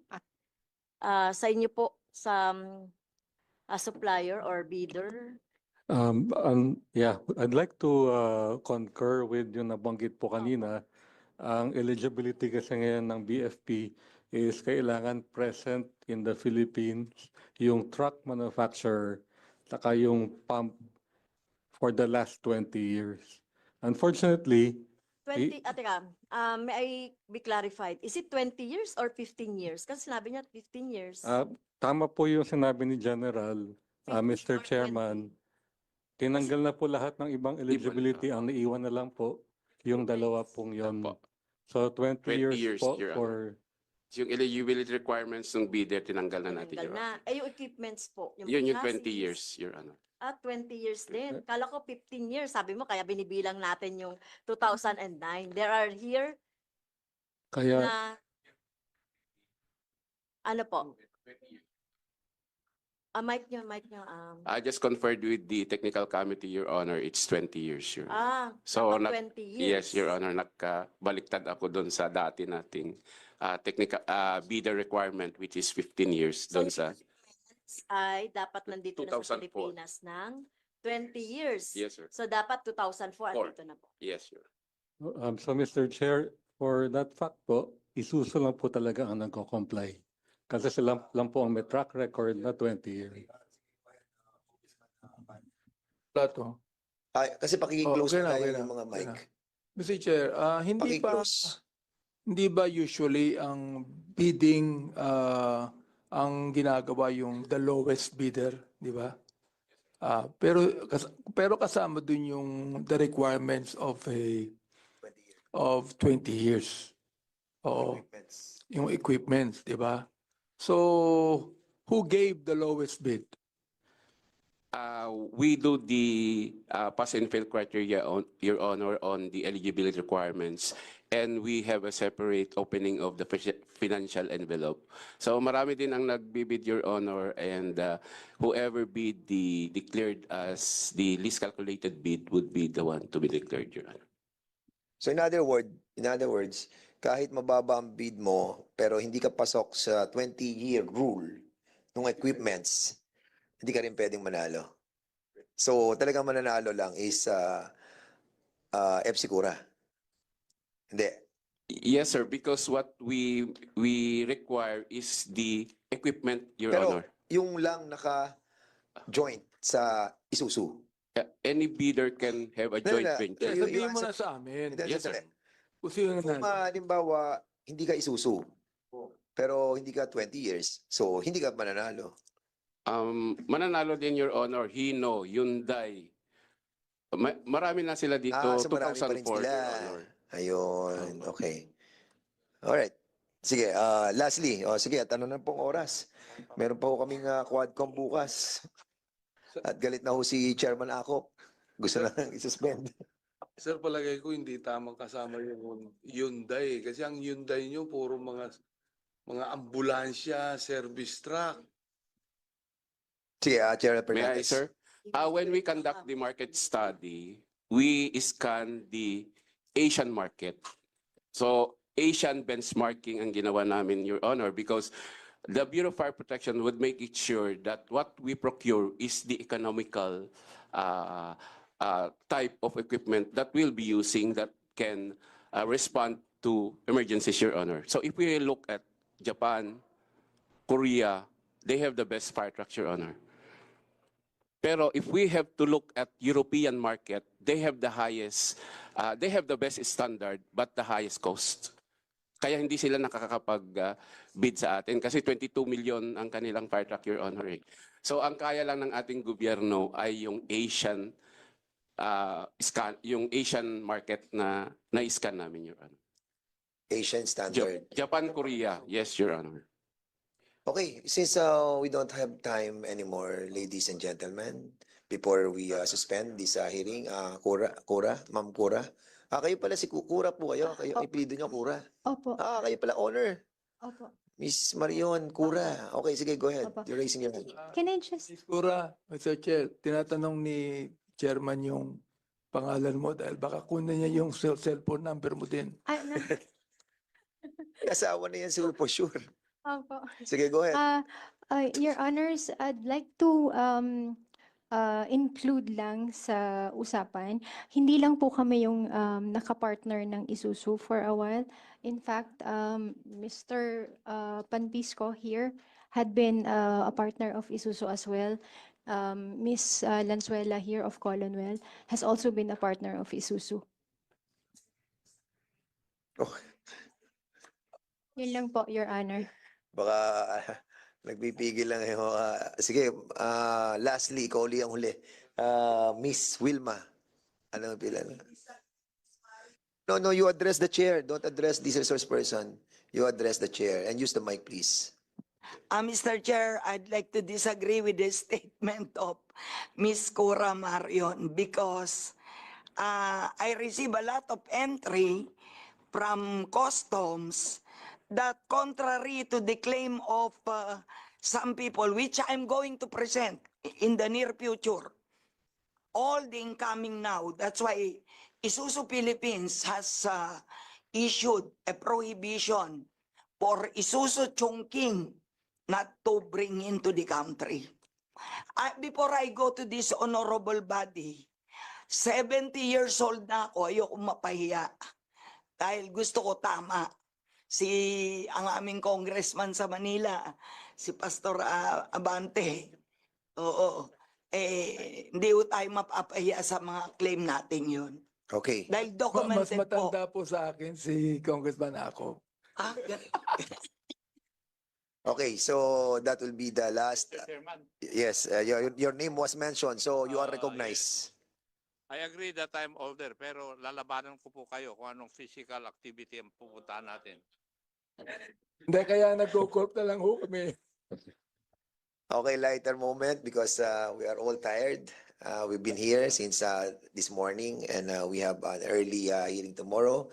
So with your indulgence, we wanted to suspend this hearing already and we'll be setting it up in the next few weeks. No? So maraming pong salamat. With this, I need a motion. So there's a motion to suspend this hearing and duly seconded. The hearing, no objection. This hearing is suspended. Thank you so much, everybody.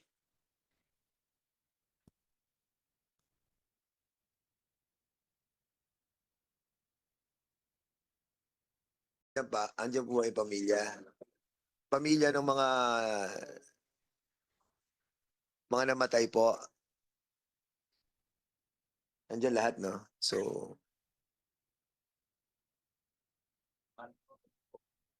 oo nga, kaya nga eh. Yung pamilya dito